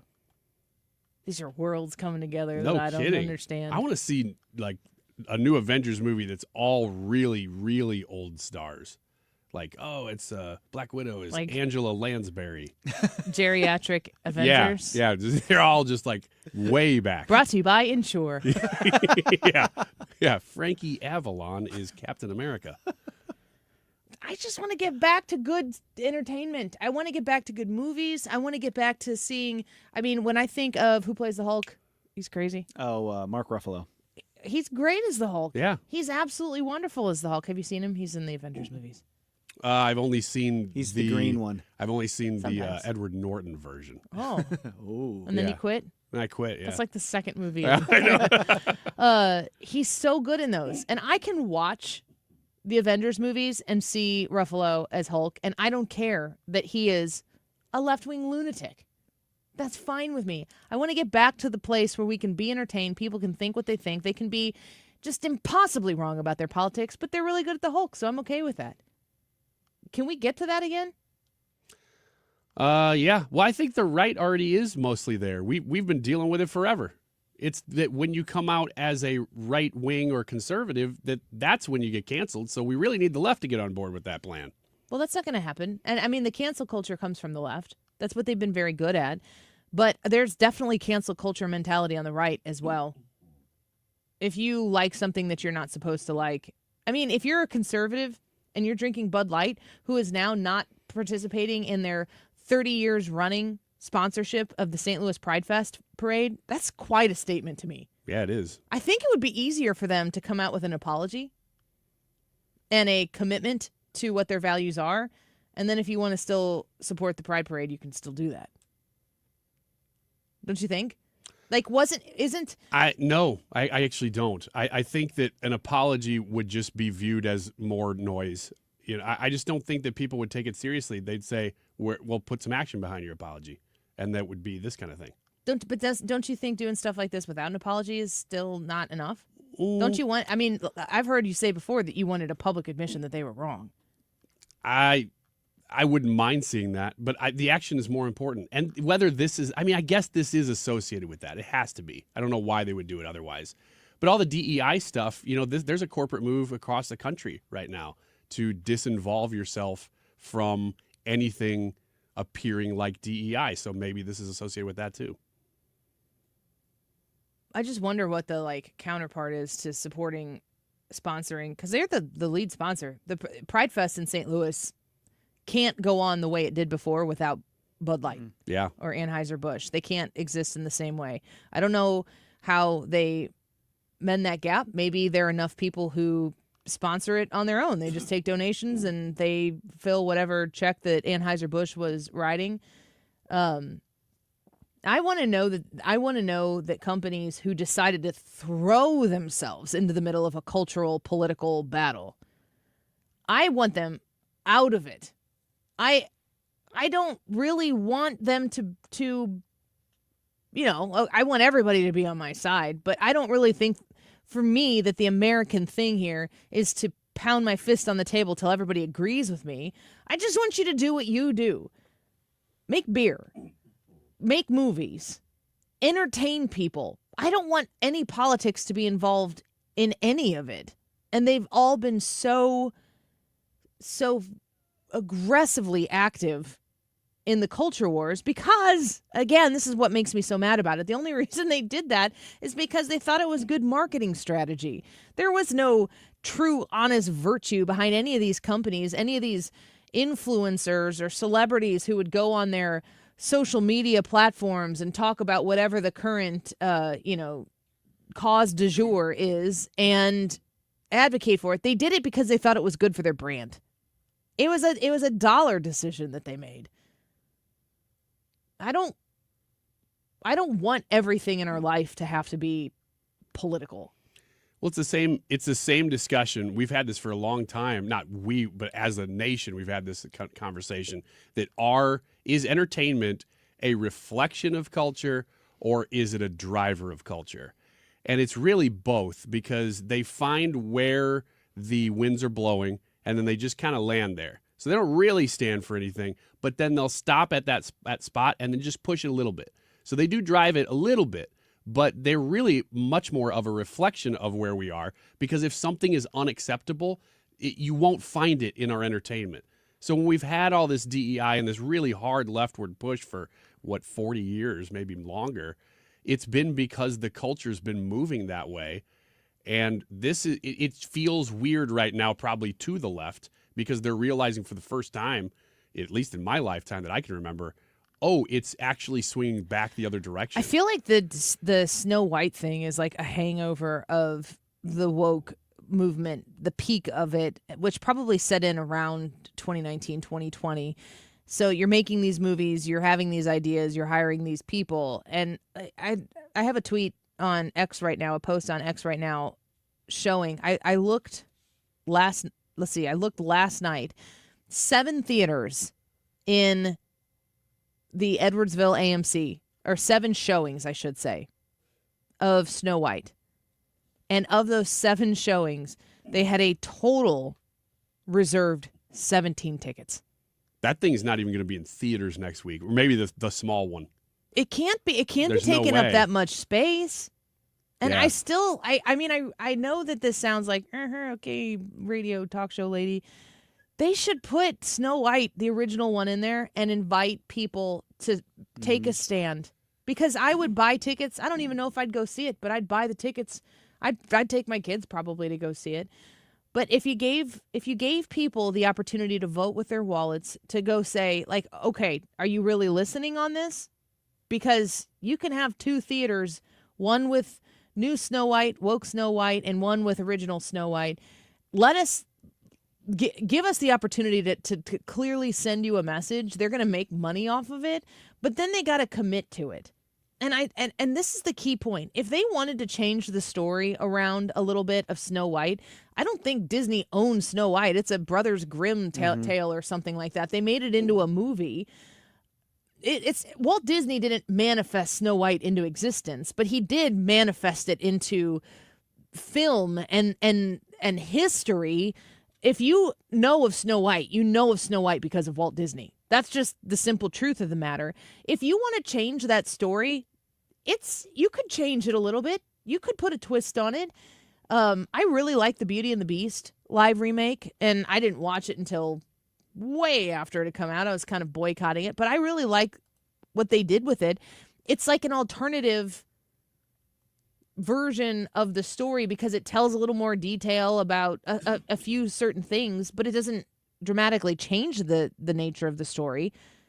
But I watched it and I liked it. I just thought that it was a neat presentation of it. I'm interested in seeing Lilo and Stitch when it comes out at the end of May. Like, you can do these things. You can even change the story. If you even wanted to change the Snow White story because you wanted to give her a little more autonomy, okay, fine, go with it. But Disney, how can you stand by Rachel Zegler going out and saying the things she said? The absolute she said, she's like, I don't want Trump people lining up to see my movies. I don't want those people coming to see me. Like, good. Thanks for telling us. I would have been really pissed if you had said that after I went and saw your movie. But now I know, and I'm not seeing it. Like, the whole point that I think so many consumers are making by not seeing this Snow White is that Disney, through this actress, gave the middle finger to a majority of the United States of America and expected us to just go along with it. We're not there anymore. We're not doing that anymore. And I think that there's a huge opportunity for companies like Disney. Maybe we're seeing that with actions that we're seeing from Anheuser-Busch. And then, of course, the Avengers, the Marvel stuff, like the stuff that came out after the Infinity Saga, everything had a culture angle to it. Everything had a point. And if you didn't walk out of that movie learning your lesson, then you failed. Well, guess what? I'm not going to see your movie to learn lessons. I'm going to be entertained. Get back to that. I mean, whoever does that, they're going to make a lot of money. And that used to be the driver of things. Now they virtuously love losing money. Well, it's so weird. It's so specific because Disney, like you said, they really established what is Snow White. Yes, it existed before, but that's what everybody thinks of is the original animated movie. There were other Snow White movies between now and then that Disney didn't own, like Snow White and the Huntsman. Came out in 2012. Daily Wire did one. Did they? Yeah, with Brett Cooper, I think. So Snow White and the Huntsman had Kristen Stewart, Chris Hemsworth was in it too, Charlize Theron. It did fine, 72%. I just looked it up just to see 72% of people like that movie. It wasn't a push of anything other than just, here's a different version of the tale you already know. Disney decided to basically destroy the original movie that they own. Why? Why are you doing this? Ron said Disney also dissed the little folks by trying to make the dwarves diverse and then did CGI. I mean, it's that type of nonsense. It's like, guys, it doesn't even make sense. You've had so many meetings where you've talked out all of these things so much that you can't even hear common sense. It's like banging on the door like, no, don't do this. This is so stupid. And they're like, no, we've talked about it enough in here. We've made our decision. Like, just wake back up. Yeah. Wake back up to the real world. I, for one, am excited. I'm 40. I got a lot of life to live. I'm not going to live my whole life being angry and trying to make sure that I can check the conservative report card of every entertainment industry or thing that I want to consume. But if you're going to send your lead actress after you've made some decided changes to the story, if you're going to send the lead actress out there to crap all over the original Snow White and tell us all who she is going to approve to come to her movies and who she's not, you're getting what you deserve right now. 17 tickets reserved last night. There's probably a few more today in those AMC Edwardsville theaters for Snow White in 7 full shows. And they are in the big theaters. It's crazy. All right, quick break. When we come back, YouTube live chat poll results. Should Congress pass a law banning pharmaceutical commercials? Yes or no? You want no more Ozempic? Is that what it is? I think you might be conflating that with the O'Reilly song a bit. What is it? Oh, it is OOO, but yeah. it's magic. Ozempic. That's it. You know, thank you. Yeah. No, apparently we need to hear it at least one more time. Or not. We'll be right back. This is the Annie Fry Show. Find the podcast, on-demand audio, and more at 971talk.com/Annie.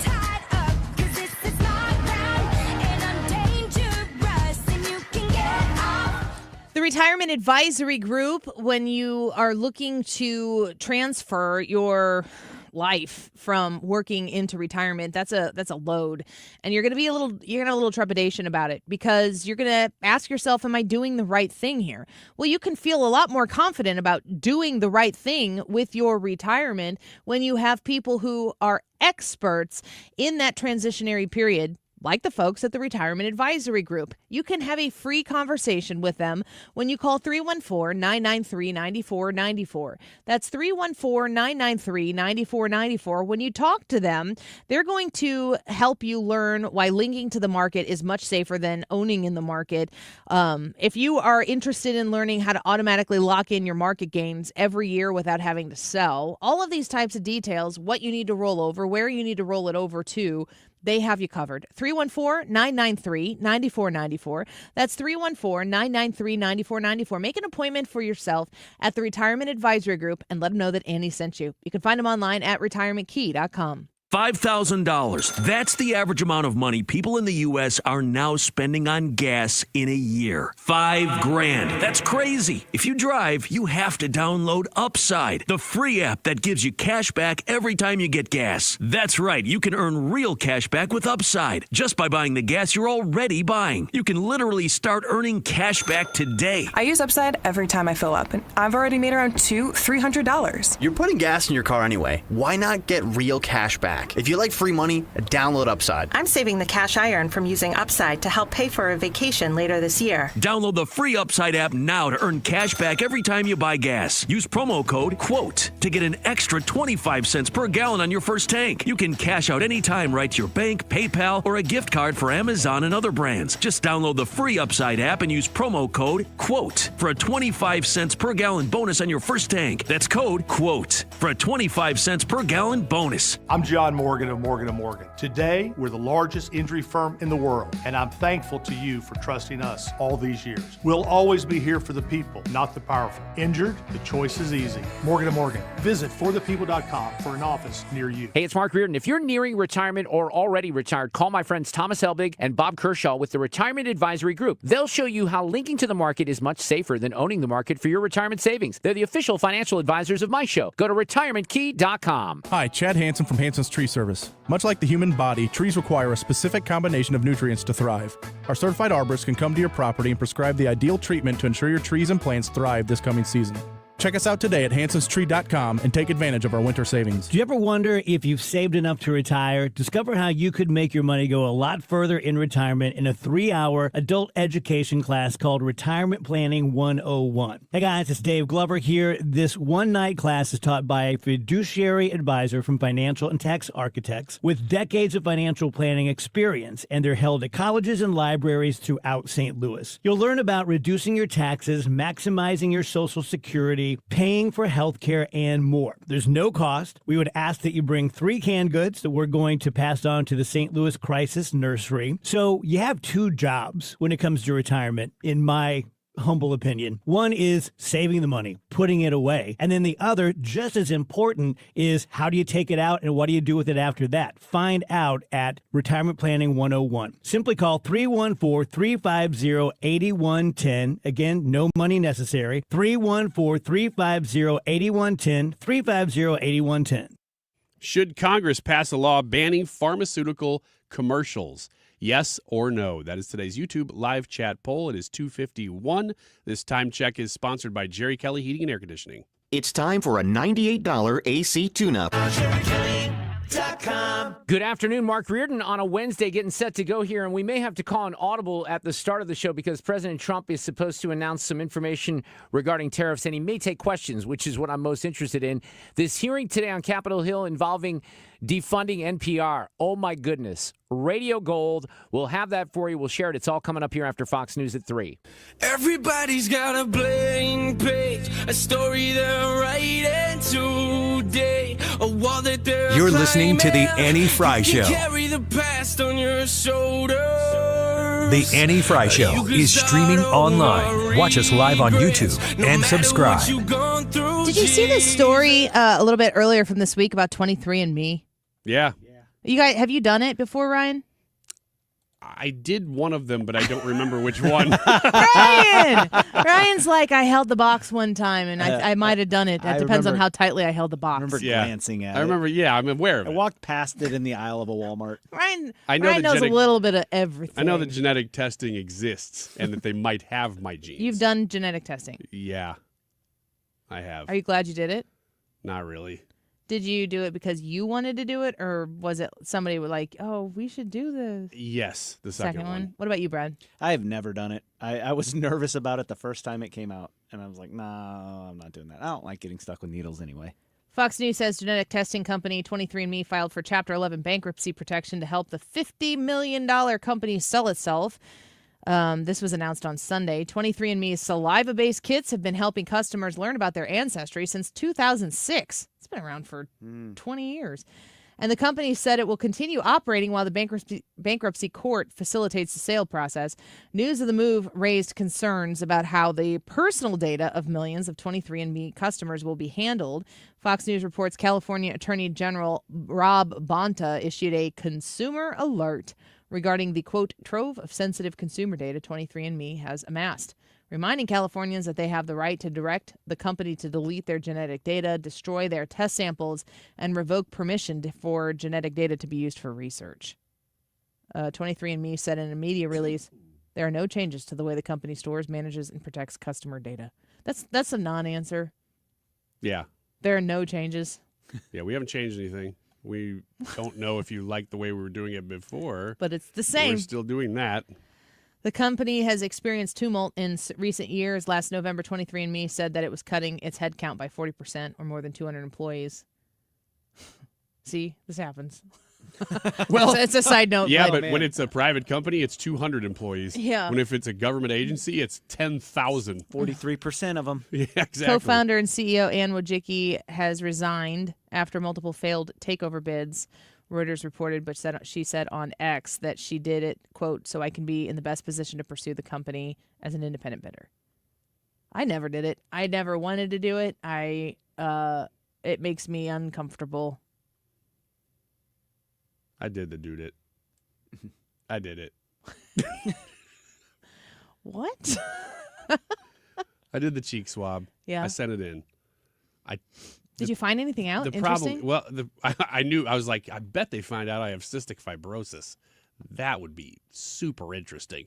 I sent it off, and then they gave me instructions to go find what the results were. Your long lost sister? And I went to look at the results, and it was like it wasn't populated. And I'm like, well, it didn't give me much here. So you didn't get anything out of it? I didn't really get much. Yeah. It was like they were intending to, like, more information to come. And there was never. Did you have to put a quarter in the machine or something? I think so. Yeah, I didn't turn it hard enough. But you don't know if it was 23andMe. I can't remember which one it was. I don't. I feel like I know of people in my personal life who have like discovered half siblings. It's cool when you hear those stories. Yeah. When people who are really into genealogy and can trace back their family That's history my to mom. these giant trees, it's pretty neat. But I don't know how to do it, and I'm not the person in my family doing it. I just did it for that person. YouTube live chat poll: should Congress pass a law banning pharmaceutical commercials? Yes or no? What do you think, Ryan? I used to be a no on this because of the free market, and I said, this is a private enterprise. I have completely changed my mind. I am a full yes on this. Brad, what do you think? I'm a no. I don't know to what extent people are even making their decisions on their pharmaceuticals. I know I don't. I consult my physician, and like it's just noise in the background, maybe annoying, but I don't know how much impact it actually has on what people use. I think that I'm a no leaning yes, but I want to know exactly the paper trail of money that's exchanged between a patient and a doctor when I go in. I'm like, can I have pill ABC? And they're like, oh, I sure can. You asked for it. And then who's getting the kickbacks on that? So we asked you that question. 84% of 271 votes said yes, ban it. It's wild. Wow. Mark Reardon, next. Here's a harsh fact. 40% of women and almost 20% of men suffer from varicose or spider veins. And if you think this is just a cosmetic problem, think again. Varicose or spider veins, if left untreated, can lead to swollen or discolored legs, cramping, the inability to stand or walk, neuropathy, even worse, blood clots, which can travel to other parts of your body. But here's the good news. Advanced Medical Vein Treatment Centers offers plans that treat and cure the condition, not just cover up. Grab your phone, take down this number, and call 800-587-1272. That's 800-587-1272. When you call, you'll get free information on how you can live your life to the fullest again. Walk, exercise, sleep well. Your vein problems will not go away on their own, and in time can lead to major health issues. Call Advanced Medical Vein today for free information on fast and easy solutions that are covered by most insurance plans, Medicare included. Call 800-587-1272. That's 800-587-1272 today. Hey, baseball fans, I want you to take a swing at making some entries on all your favorite players with Underdog Fantasy. Baseball is back, and you can make opening day and every other game more exciting with Underdog Fantasy. It's one of the leading sports apps, and you can play in Missouri now. If you'd like to win 1,000 times your money, who doesn't? You can with Underdog. To play, it's real easy. All you have to do is choose whether a player will go higher or lower on a stat line. So for baseball, it's home runs, hits, and more. You can do the NHL with goals and assists. You can do basketball as well. You can play with as little as $1.